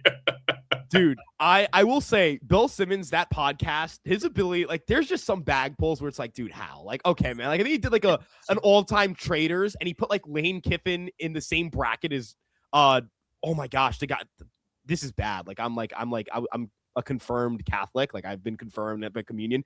The trader, man. I'm trying to think of his name. Oh my gosh. Yes, he put Lane Kiffin and Judas in the tournament bracket. That's and you can vote Judas or Lane Kiffin. Who's a greater trade? Like, that's incredible, dude. That's so sick. That's a bag. Like, you see, you need to have, there's just like a thing. There's just a motor he has there that like you can't. Yeah, no, his bag is so different. He's different, man. It's incredible. Yeah, he's the coolest dude. Yeah, that dude, that is hilarious, man. Yeah, no. Like, yeah, it's been a struggle to yeah, man, it's really, really been a struggle for me as a diehard fan. I love the Yankees. It's just the feeling's gone, man. The feeling's gone. Like, I was embarrassed to watch that divisional series. And they got lucky, and the Blazers aren't that good. And I don't think they're going to be as good next year. But maybe they will be because they seem to recognize that they aren't, that good, and they're going for it again. And that's what you need to be doing. They're probably not going to get, I think Philly probably gets Bichette, but yes. Like, it's just tough, man. It's just, I was embarrassed to watch them against the Blue Jays, and it's embarrassing that they don't seem as embarrassed as the fans were. Right. You got to kind of, I don't mean to say this, that like, obviously the Yankees coming out and saying they're embarrassed versus not saying they're embarrassed doesn't change anything if the actions aren't there. But I think the fan base would appreciate feeling validated a little bit on some things that are like real. Like, I think there's a little bit of this like snobbiness to the Yankee organization of like, we are classy, we have a standard, this, that, and the third. Like, they just got rid of the beard rule, but they're like, but well kept. And that's like, dude, you can police these things when you win. When you're not winning, they're just lame. Like lame. You know what I mean? I see the beer rule. Like, the beer rule was kind of sick when we were like, I will say, I am very pro. I am very anti. I'm very anti them changing the beer rule, especially for Devin Williams. Right, that's weird. That's weird. But like that's so weird. That was so weird. But even then, whack. Respectfully, Yeah. and I mean that respectfully, because I do think he's like, it wasn't his fault. Like, I just think generally speaking, like, he was unlucky last year. hey, and, yeah, you know, I think he's got great stuff. I think he'll probably be really good for the Mets. I agree, and I'm not sure Yankee I fans think are ready Weaver's for gonna that one. suck. I think Weaver's gonna suck. Weaver could. I think there's a lot of bust potential there, just because it's a 2-pitch profile where, like, I know Williams is too, but Williams has 2 elite pitches. Like, the fastball is really good. The changeup's obviously double plus. Yeah. Weaver's more like plus changeup, average fastball, which comes with concerns. Mm-hmm. We'll see. I mean, maybe he comes kind of like finds that in between. He was cooking at 24. Yes, if he finds like the in between of 24 and 25, I think it could be like worth it. But I do obviously believe in Williams, the former top, like, best closer in baseball, over a guy who was once a number 1, number 2, or for Weaver, like, was like a top 10 to 15, peaked at that level. Like, Williams. Oh, so Weaver was like a bust before he came. He was retired. That was a crazy story. Yeah, Weaver was a crazy story because he was a first round pick. He was a huge bust. People were like, "Oh, this Weaver guy." Like, he was considered like a big disappointment. And then, you know, he got into the lab and fixed some stuff up, fixed his delivery up. But I don't know. Weaver feels like fool's gold. I think they did a good job with not overpaying for Weaver. That's fair. But even the bullpen doesn't look that great, you know? Like, yeah, the Yankees bullpen needs some support. They need to add support. That's why they need to add pitching, so Yarbrough can be in the pen. So maybe Warren can be in the pen down the road. Like, they're just not on the ball. Maybe do you think they get another starting pitcher? I think yes. The reason I think yes is it's not going to be Peralta though, right? I wouldn't guarantee a Freddie Peralta. Like, maybe it's Mackenzie Gore, maybe it's somebody we haven't heard or thought of, but like, you just can't go into next year with, and I like him as a prospect. I really like Elmer Rodriguez. Like, I think he could be really good. But do you know how crazy it is to give a guy who's had 2 major league starts basically a starting job in your rotation because someone's going to get hurt? And if somebody else gets hurt, you're throwing Paul Blackburn, who you brought in as this, like, kind of like this Luke Weaver type. Hey, you sucked as a starter. You are a terrible starter, but maybe you're good in the bullpen. I think that's how they should use Blackburn. And look, the Yankees have enough goodwill in the bullpen where they can say, hey, we're going to bring in a Paul Blackburn to be a Luke Weaver type and hope to get the most out of him. But you can't rely on that to be your, like, 8th inning guy immediately. And you also shouldn't rely on that to be your sixth starter. Ryan Yarbrough should be your 6th starter. That is the role for Ryan Yarbrough. And if I know injuries are going to happen, I understand that's going to occur, and I'm not going to be upset for that if they have to throw in a Ryan Yarbrough or even like a minor league free agent signing in the rotation for a couple of starts because somebody's a little bit delayed. Like, that happens. You don't know who's going to get hurt. You don't know when they're going to get hurt, but you know somebody's going to get hurt. And if they're not prepared for at least one guy to get hurt, that's where I'll blame them. Like, I didn't blame them for not having enough rotation depth or not having the best rotation in baseball entering last year. They lost Cole. They lost Heel for most of the year. Schmidt went down and then went down again for the rest of the year. Like, that's fine. That happens. I get it. You know what I mean? I that happens, man.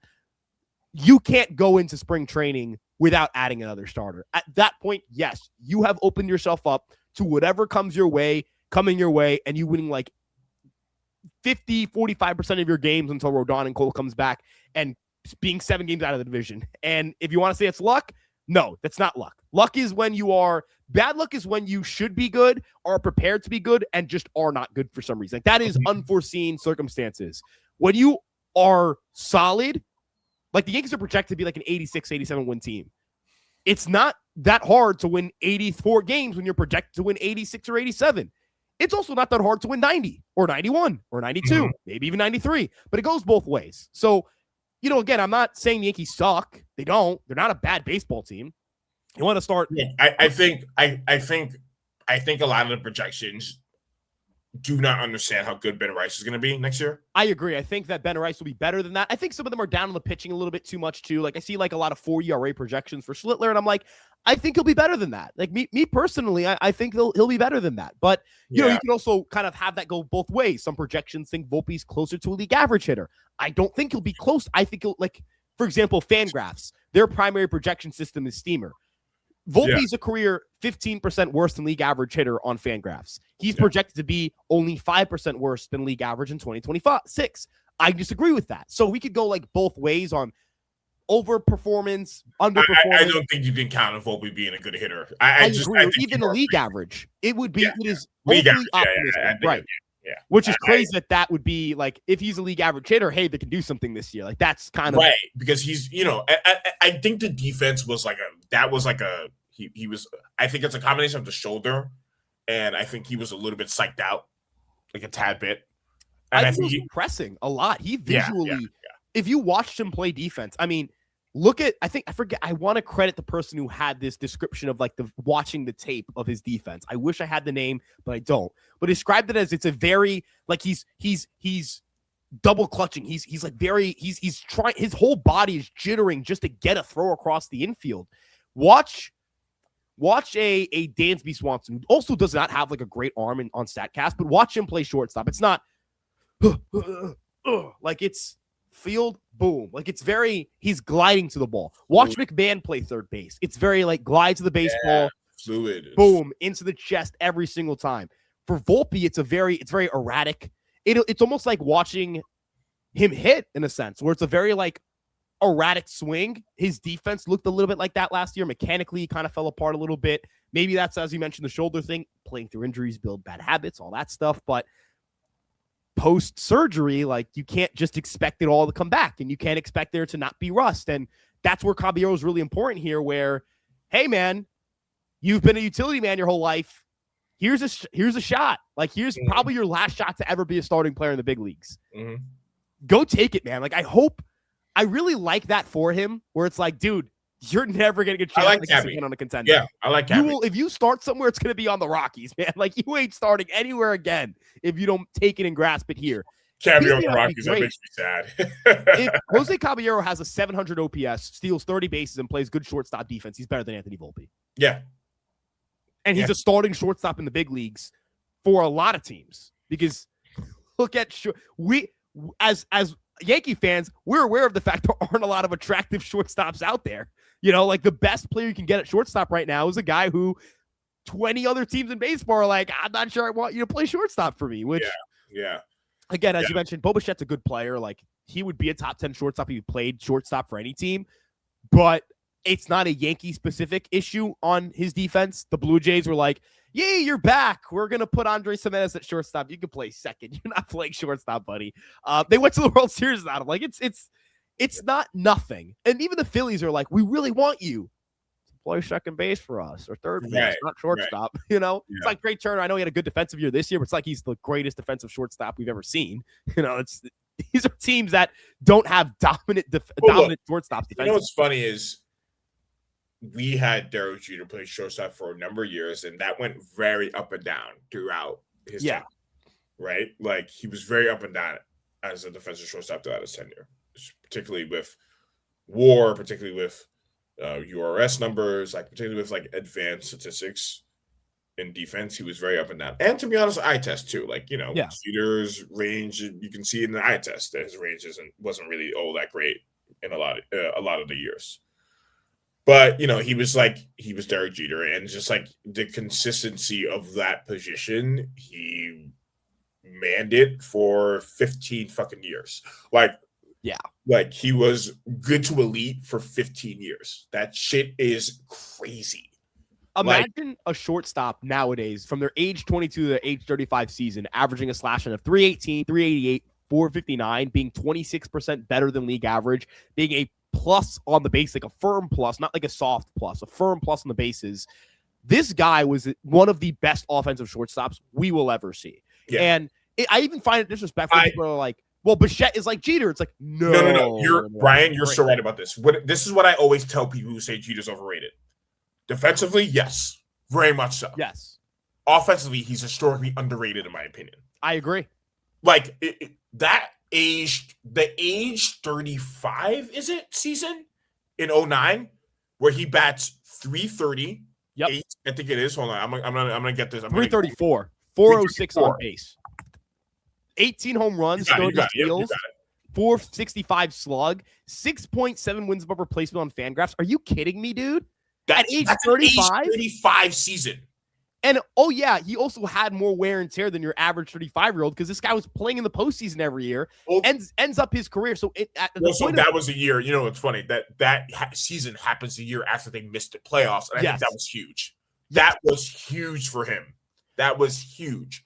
And, like, he's not wired to be like, oh, that was huge that I missed the playoffs. Like, he's just not wired like that, unfortunately. But, like, that says a lot that I think they could have done better with him late in his career if they had like given him, but he's just not wired that way to like give him rest. Like, you know what I mean? Like, dude, he played 158 playoff games in his career. People don't understand. That's an entire fucking season. Yes, he had an entire additional season of play on top of his incredibly long career.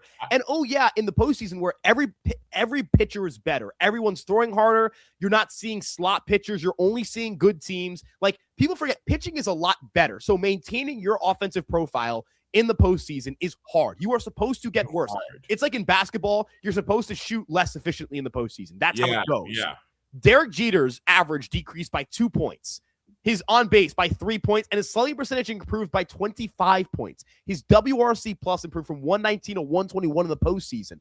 That's ridiculous. He's a psycho. Yeah, he's a psycho. Yeah, he's a psycho. Are you kidding me? Like, he's a psycho, man. He's a psycho. And people act like advanced numbers say that he isn't awesome. He has a 73 WAR on Fangraphs. I think around 70 on Baseball Reference. Incredible. That's the first ballot Hall of Famer. What are we talking about? Yeah, he's incredible. He's incredible. I had an argument with someone who thinks that Larkin was better. And I was like, I'm sorry, man. What? Like, Larkin's historically underrated, but like Larkin's not better than Derek Jeter, man. You know what I mean? No. Ripken's the only argument that I'll see for modern day. And right. A-Rod's different. A-Rod, yes, obviously. He's a third baseman to me, though. A-Rod, yes. I classify him in my head as a third baseman. Right. But and A-Rod's the GOAT. Honestly, like A-Rod's like one of the greatest right-handed hitters of all time. A-Rod's obviously better than Jeter. But in terms of like not counting Honus Wagner, not counting like in terms of like Ripken, I'll see an argument for. Like Lindor, let's see what Lindor's career ends up. Like Lindor, I'll see an argument for. You know, we'll see how his career ends up.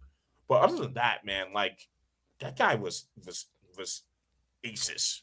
I don't mean to make this a dirty part. People like aces. People are very much like, oh well, Jeter's a compiler, and it's like, do you see what like most really good WAR high hit total guys do in their careers? They're usually compiled. You have to play for a while to be, like, what are we talking about? Play for a while to like be, you know what I mean? Like, how many bad Derek Jeter years are there? Like he's a bad player. 2013, 2014, and 2014. And you know what he did in 2010?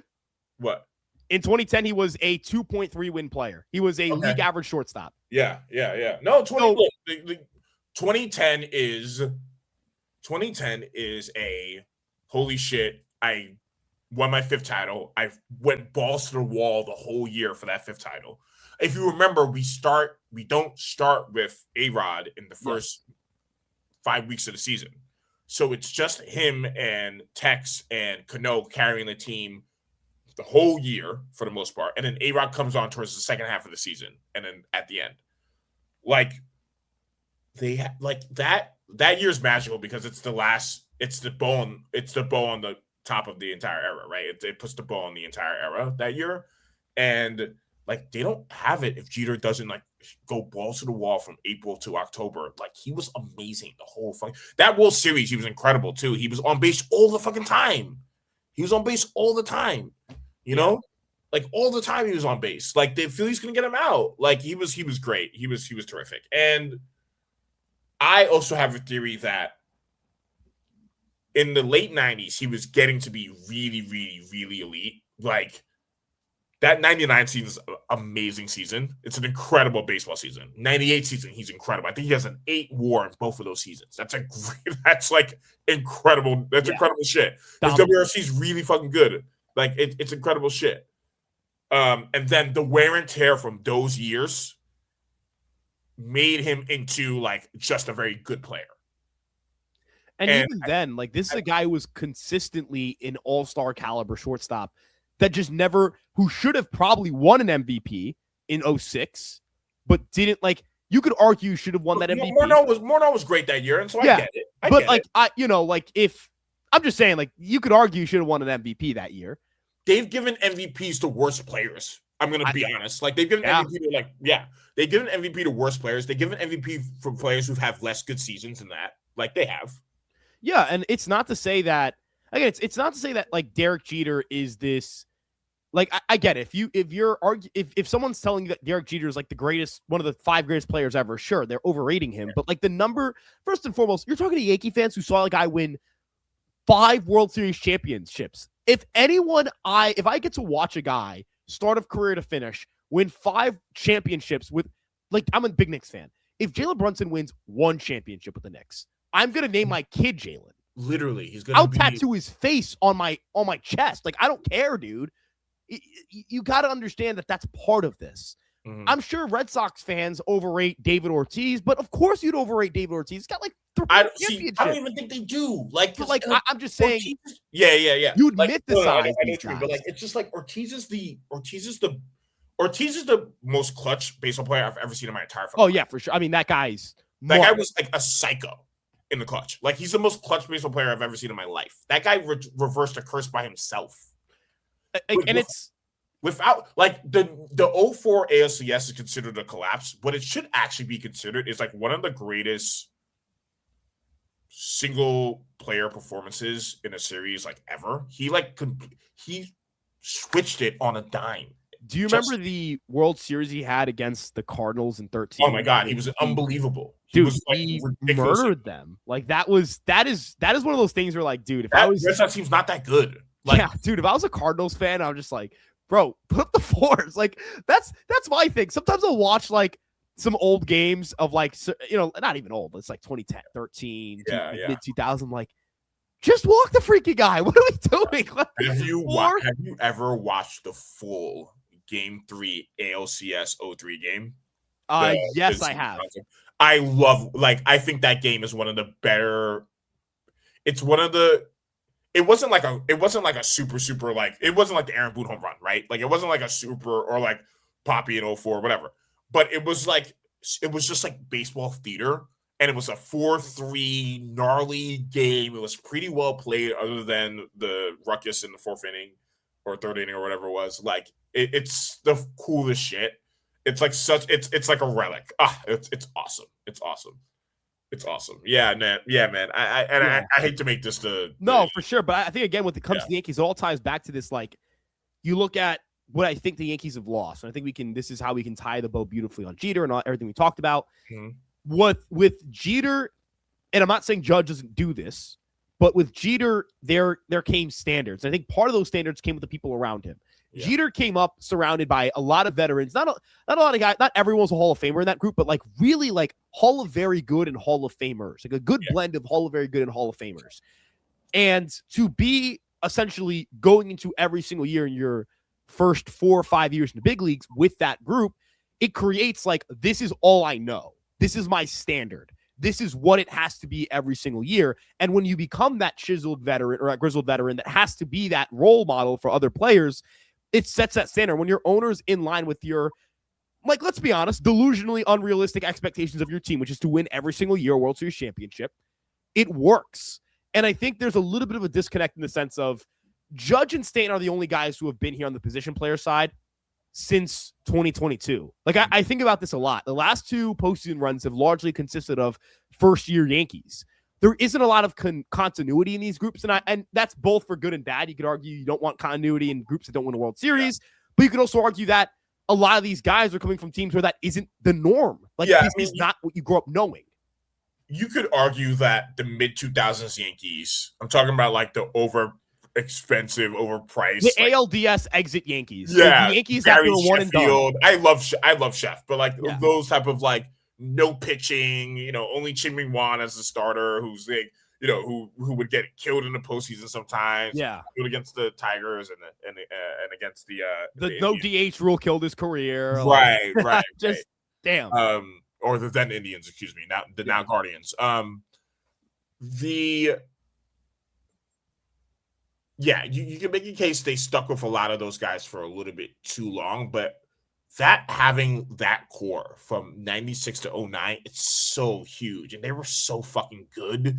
Like, just imagine, like, Jorge Posada is so much better than Austin Wells. Yeah, well, also, like, like Georgie think of- is a really fucking, like, Georgie's a really good player. I'm not one of those people. I'm also not one of those people who thinks that, like, Bernie should be in the Hall or Right. Manley should be in the Hall. These are Hall of very good, but let's not underrate what a Hall of very good player does in their peak, which is they're a top 10-ish player in the league. Like, the percentage of play appearances taken by Hall of Famers is only decreasing by the year because the Hall of Fame standard, despite what people think, is increasing. A guy like Don Mattingly gets in because of his buddies in 1952. You know what I mean? Yeah. Like, that's a fact. He gets in if he has his buddies in the committee kind of, hey guys, I remember when we were boys. Like, let's be all, man.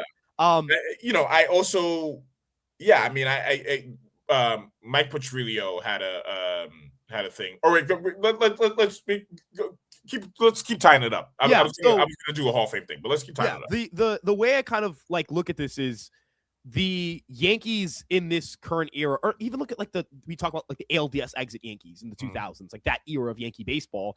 You lose Andy Pettitte, and that probably costs you the ALCS. You never have the faceplant embarrassment that I think galvanized the Red Sox franchise. With you just kept Pettitte if you weren't stupid to lose Pettitte.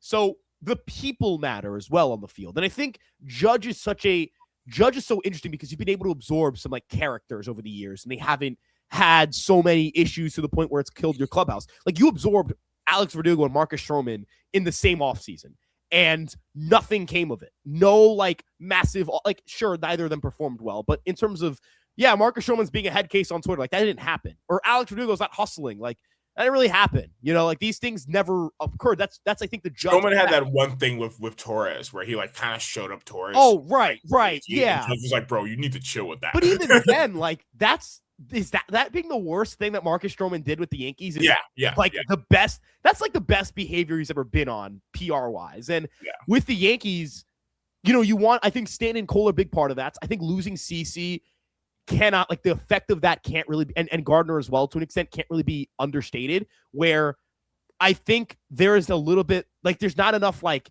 vitriol towards some teams.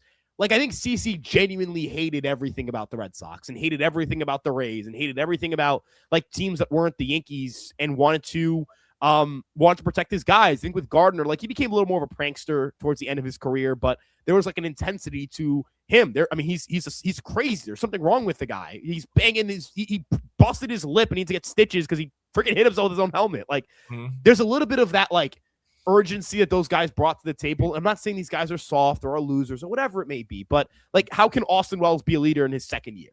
Yeah. How can, like, Volpe? He's been here for a few years, but how can you be a leader if you're not productive? If you're always the story of what's wrong with the Yankees, you have to both be good and be a leader. I think Wells can get there because he's a catcher and he's a good enough defender, and hopefully the average comes up a little bit. He has enough power to do it, but he's got to get there. Maybe we're to the point where he's like a guy in the clubhouse who is here for a while. I think Schlittler can get there. Schlittler, I think, does have that. Like, I said this about his wild card start. He laid out his outfit before that game. He had his uniform on his bed. Like, he probably walked into the ballpark with his cleats. Like, there's something wrong with him to that extent too, where he's very competitive, but you need more of these people. You need more of these personas. And I think that's part of why they want Bellinger back so badly, where you want a core to finally put in place again because you lost your baby Bombers core. But they need to reset that standard of vitriol to an extent, like healthy vitriol. There needs to be that standard of, we are here to win the World Series. And that is we are judged solely by whether we did or did not, whether that's fair or not. That is our bar. That is our standard. We play the Red Sox. We hate them. Alex Cora manages every Red Sox Yankees game like it's the World Series. There needs to be a little more of that. Well, he does. He does. Like, there needs to be a little more of like, the Blue Jays swept us in Toronto. F these guys. Like, we're going to kill them next time we play them. There needs to be just a little bit more of that. And I know you can't quantify that. And I know that this is kind of teetering into like kind of being a fan and not really being in the clubhouse and having this information. But Boone would call us emotional if he was on this podcast with us. Right. Maybe he's right. Like, maybe I'm sure there are elements of what I'm saying that is correct for him to say that, but and maybe you could say, well, if they win the World Series, then you think that they were killers and this, that, and the third. Well, they just keep kind of getting beat by either they keep getting beat by rivals. Like, rivals, they never really have that year where they get the get one over on a team they really hate. The Red Sox is the kind of first time they did that this time around. But like the Blue Jays, their announcer was like, you guys aren't that good. And they proceed to kind of validate that. I hate that, because I think I think that Buck Martinez was wrong. I think the Yankees were good. I thought the Yankees were a good team that didn't perform. I kind of want them to, I want them to take it personally that people make fun of that franchise because I think fans take it personally. And I think they should too.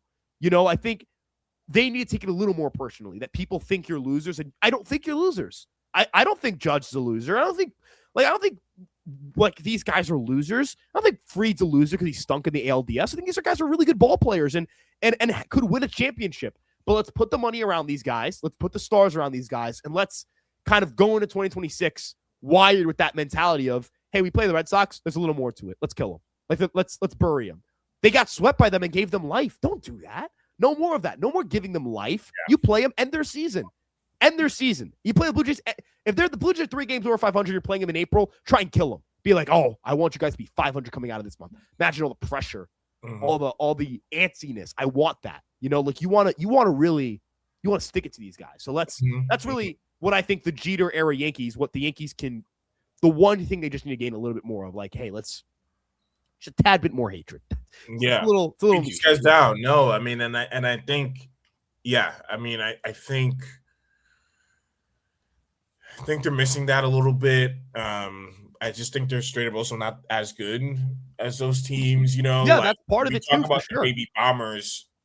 The Baby Bombers are Judge, Sanchez, Severino, Bird.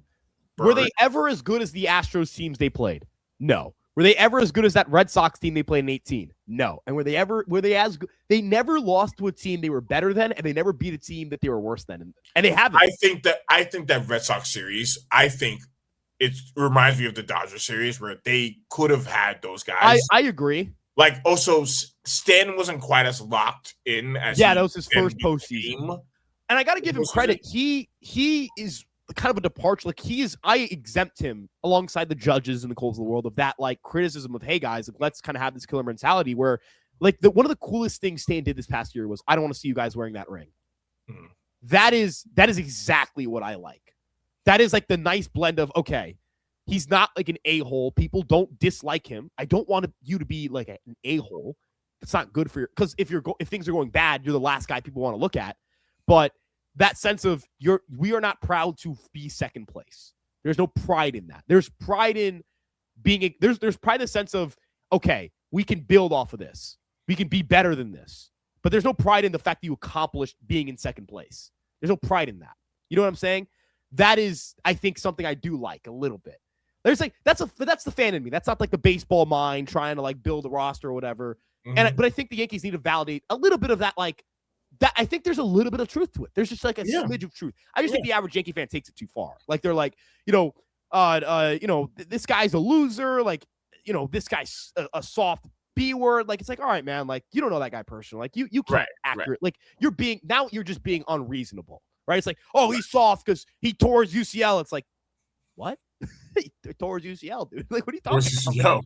That shit is like, it's baseball. It should happen all the time now. What are you like, dude, you can play when your back hurts and you stand up. Don't tell me that you should play with a torn quad or something. Like, yeah. No, but, it's but they had that core. Jeter has Posada, Pettit, Mo, him. Mo and him are like generational talents. Like, Mo is like the greatest. Like in his position, he might be like the gap between Mo and the next closer might be the biggest position gap. Yeah, that dude. And so it's so hard to. You can never replicate that man. He's the greatest to ever do it. I know, it's so crazy, but like, he's unbelievable with that. He's a sicko in more ways than one. Yeah. I was gonna say that. But it's just like, oh yeah, wait, no shit. That guy's a sicko in his personal life too. Anyway. The less said, the better. The Judge era, only Judge follows through, right? Sanchez is a little bit of a disappointment. The first couple years are great, a little bit of disappointment. Bird's hurt. Severino didn't quite get to the level we wanted for him to get to. The postseason was never friendly to him either. I think that's a big part of it. If he has one good playoff run, the Yankees probably pulled down a championship in the 3 years he was healthy come postseason time. Yeah, man. Yeah. But so I wanted to run through Hall of Fame stuff real quickly. So okay, Petrillo had like I think the craziest. I'm looking it up on Twitter. He had like the craziest to me ballot out of everybody. And it was the same ballot the homie AT had, Yankee Boulevard had. Petrillo goes Abreu, Beltran, Burley, Hamels, King Felix, Andrew Jones, Pettit, Manny Ramirez, A-Rod, Chase Utley. So that's like the maximum. I think he did the maximum you can do. I think Hamels is crazy. I've been arguing with people about Hamels. I think it's kind of crazy. I know that the numbers between CC and Hamels are similar. I get it. They're similar numbers. I still think Hamels is crazy. He never had like a dominant run. Like CC in Milwaukee, that's a dominant sicko run. And there are some like I don't know. Hamels has a ring. I get it. Hamels also has a ring. CC got one ring. Hamels got one ring. I don't think Hamels should be in the Hall of Fame. I don't see it. I don't see it. I never thought that guy felt very consequential to me as an elite player in baseball. I think he had his moments, but I never felt super consequential with it. Abreu too. Like I get the numbers are really underrated. I get that he was ahead of his time. I think playing in a steroid era was like his peak being in a steroid era is really tough for him because he has to compete with like guys who are like taking steroids and are doing mammoth things. I still think some of those guys should be in the Hall of Fame. That's neither here nor there, but whatever. Like that is definitely part of it with Abreu. So maybe his like all-star numbers they don't look that cool because like he's in the era where people are taking steroids. I still don't think Abreu's a Hall of Famer. Like he was an underrated player and he was an interesting player for that time, but he just didn't feel like when you had Bobby Abreu in your team, you weren't like, oh, we're going the extra mile here. Like we're going to win a series because Bobby's on our team. He felt like the guy who was a very supporting cast guy. I think the Hall of Fame is starting to shift more towards appreciating the guys who are just really good every single year, but never like MVP level. And that the modern baseball fan and a lot of modern statistics are allowing us to better capture the value of like being good every single year, but never being great or being dominant. I mean, I wouldn't say like, I can't sit here and tell you that like having a year where you slash 300, 400, 500 and isn't a great year. I don't want to downplay that, but more so in the sense of he was really, no, he was it's more so he was never, as you mentioned, you will never consider Bobby Abreu the best player in baseball. You would never consider him that. And you don't have to be the best player in baseball to win, to make it to the Hall of Fame. We just talked about Jeter, but Jeter feels like Jeter's such a consequential player. Yes, like Abreu's like he's just like I don't know, man. I just don't feel like he's in the Hall of Fame. I know that sounds like an allure. I can't talk to this guy I can't tell a story about this guy on my son's lap, and I don't want to sound like those people. But like, I never once was like, "Oh, Bobby Abreu's up." There's an allure that we're gonna make it. Like it's just And I think with the Hall of Fame and with voting for the Hall of Fame, this is like the classic big hall, small hall argument that's kind of modernly becoming the thing where it's like, okay, the modern, I wouldn't say big hall, but like the modern like voter or voting thresholds have kind of been like, all right, 60 WAR, you should be in consideration or you should be in. Some people are in consideration. Some people are, you should be in. For Bobby Abreu, he's such a fascinating case study for this because he is essentially a 60 WAR guy. He's right on the border, a little bit under, a little bit over. So if you are a 60 WAR you're in guy, he's on your ballot. If you are a 60 WAR, I'm considering it. This is not a 100% in guy. I'm evaluating you on a case-to-case basis. Yeah, I totally see the Bobby Abreu's not in argument. Yeah, And I would be evaluating him on a case-to-case basis, probably. right. And if someone's going to say, hey, I wouldn't put you in at 55, but I'd put you in at 60, over the course of 20 years, 5 wins above replacement is so inconsequential. You know what I mean? I dislike the idea that there is a specific number as low as 60. My number is 70. 70, you're in without PEDs. I like my number being higher just because like WAR's designed in a way where on a year-to-year basis, there's a kind of a give and take of 1 win above replacement. Mm-hmm. If you play 15 years, I mean, you could argue there's about 15 more. You could go left and right? Yeah. So, I mean, I don't think that's how the math actually works out, but I would give you about 5 WAR leeway. Bobby Abreu, to me, is this perfect, like, you could make an argument he should be in, you could make the argument he shouldn't be in. He is not a lock for me. He is not a, how do you think he's not a Hall of Famer? He's more of like all right, make me the case. You know? Yeah, he's not a lock. Like, I don't know. I don't know about the Abreu thing. I can't bring myself to check Abreu's number on the box if I was voting. I remember the way the Jason Starks, the Kirchens of the world would talk about him, and it was like, this is a very good player, and like maybe they didn't have the knowledge of statistics that you and I have now, and we have so many numbers at our disposal that help us. But Roland got in, for example, and I was cool with that. I think Roland's a Hall of Famer. I think Roland was like, he played at a weird position that's tough to play. He was a great fielder. He was a really good offensive player. Like, he had some years that are like really, you'll be surprised how good these years are by Roland. Like, Roland was a player.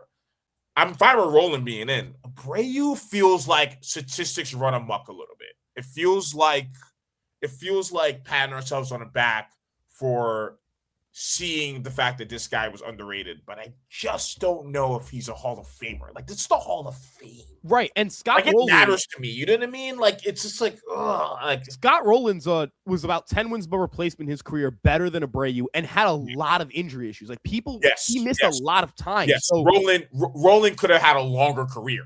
Correct. Roland is also an elite defensive third baseman. Yes, much more valuable very than much so. Like, you've got to be like position there. Yeah. You've got to be like an Ichiro level defender for me to even consider you in the same defensive breath as an elite defensive third baseman if you're a corner outfielder. So for Roland, there's this, okay, he hit 300 home runs and he's one of the best to do it at his position defensively. And he probably would have been, it's not, okay, hypothetically he would have been better. He was really, really good, and he would have been potentially like an 80-90 WAR guy. We're not even questioning it if he's just a little healthier. And there's a little bit of like we shouldn't like kill him for not winning a championship. Like, it's a team sport, this, that, and the third. But like, Abreu doesn't have that same. Abreu did not peak higher than Scott Rowland, and Abreu does not have the but if he was healthy, and does not have the dominant defensive at an more important defensive position background. Like, Rowland just beats Abreu as a player across the board. So I think Rowland getting in, as you mentioned, like it was kind of like a turning point for the analytical Hall of Fame community, but he's also considerably better. So, but I also think I also think he's a better player eye test wise as well for like the old heads than Abreu. You know, a few other guys on this list. Burley, I can see it. He's another guy that never peaked. Yeah, but he never peaked. I can see it for Burley in terms of like innings eater. And we'll get out of here soon. But like, I'm yes on King Felix. That guy was elite. Yes, that guy was elite. Way too high for me to. That guy was elite. Mark Burley. That guy was a holy shit King Felix. Starting, I have to watch this fucking game in Seattle at 10 p.m. Yeah. That also, like, if we want to talk about like perfect game too, right? What's up? Perfect. He threw a perfect. Yes. Burley threw a perfect game too. So but Felix did a very important thing where he broke the way we vote for Hall of Famers, because he was the 13 and 12 Cy Young winner. Yes. Jacob deGrom does not happen. The Cy Young win he had, his first one, does not happen without King Felix. Like, he's a very important player in the history of baseball, and he's also, oh my God, levels of dominant. Like, this guy peaked so insanely high. You just can't ignore that. Mark Burley is the LeBron James of innings eaters. Yes. Never bad. He is the best innings eater of all time. And because he was good every year, never dominant, and pitched a ton. But he was never dominant. He was never a serious, like a real deal Cy Young contender. I was and never that matters. afraid. I was never afraid of Burley when he pitched against us. I Mark was like, Burley oh, is the kind of guy where you want him starting game 2. yes. But in the regular season, he's a regular season ace in a postseason 2, which is not bad. That's not bad at all. This is a really good career. And also, I would say if Burley was on my team, I'd be very happy that he was on my team. I also don't fear I also never feared Burley. Yes. Whereas like Felix was like, I was like, oh shit, we're not doing anything tonight. It's but like, Andrew Jones, I think, is in. Yeah. Andrew Jones is the greatest defensive center fielder of all time. Right. He hit 400 home runs. Great. Yeah. I totally see why he's in. Yeah. It's crazy that he's on it. I think a lot of it has to do with like him gaining a lot of weight, and then like people's like perception of him changes. He's another interesting career arc to. He'll be a revolutionary guy to get in if he gets in. Yes, and I know there's a DV charge there too that people complain about, but that doesn't like Steve Carlton's in, like, it's ridiculous. You know what I mean? Like, yeah. Manny and A-Rod should be in. It's crazy that they're not in. It's a steroid thing, obviously, but they should be in. I think he's a Hall of Famer. I agree on Utley. I think Utley, because he's another, like, okay, played second, good defensive position, was a good defender there, and offensively was great. And then also, like, I don't think the postseason, like, I don't think if you're like a guy who had, like, for example, like a Billy Wagner was not good in the postseason, I don't think it should be held against you. But I was okay with Wagner making it because he was such a like a weird player. Like he was so like Wagner felt like a boy wonder. Yeah. Chase Utley was a dominant postseason player. I mean, 2009. In 2009, CC Sabathia has nightmares about Chase Utley too. Yeah, no, he wakes up in a cold sweat. He's retired. Next to his wife, he wakes up and he's like, Utley, oh my god! Like he's nightmare fuel. I think Utley's a Hall of Famer. Utley was incredible. 125 defensive runs saved. Played some first base and accumulated 7 more defensive runs saved there. Career 118 WRC plus. Like this is to me your prototypical Hall of Fame second baseman. Like I don't see a world where he should. I think Utley's a Hall of Famer too. Don't think Rollins is a Hall of Famer. Like, and don't think he's in. But we'll stop right there, dude. Yeah. This was so much fun, man. Yeah, I had a great time. Thank you for having me on, dude. I really appreciate it. And look, hey man, if you ever want me back on, I'm very interested. We'll do it during the year. Yeah, we'll have you back on during the year. Absolutely. We'll recap like first half or something, and we'll talk about what whatever's happening around the league. Maybe World Baseball Classic. Maybe we can do a little. Look, I'm pulling for Team DR, man. My parents were born in DR. Let's go, my boys. Let's go. Presidente. Let's go, baby. The U.S. has the best team I've ever seen in my life, and Japan is never good every single year. But dude, that U.S. team looks crazy, man. They have pitching. That's the thing that's going to kill us in this WBC. But I'm if you want me back for WBC, I'll be around. So you let me know, man. All right, dog. It was great talking to you. Have a great one. Peace.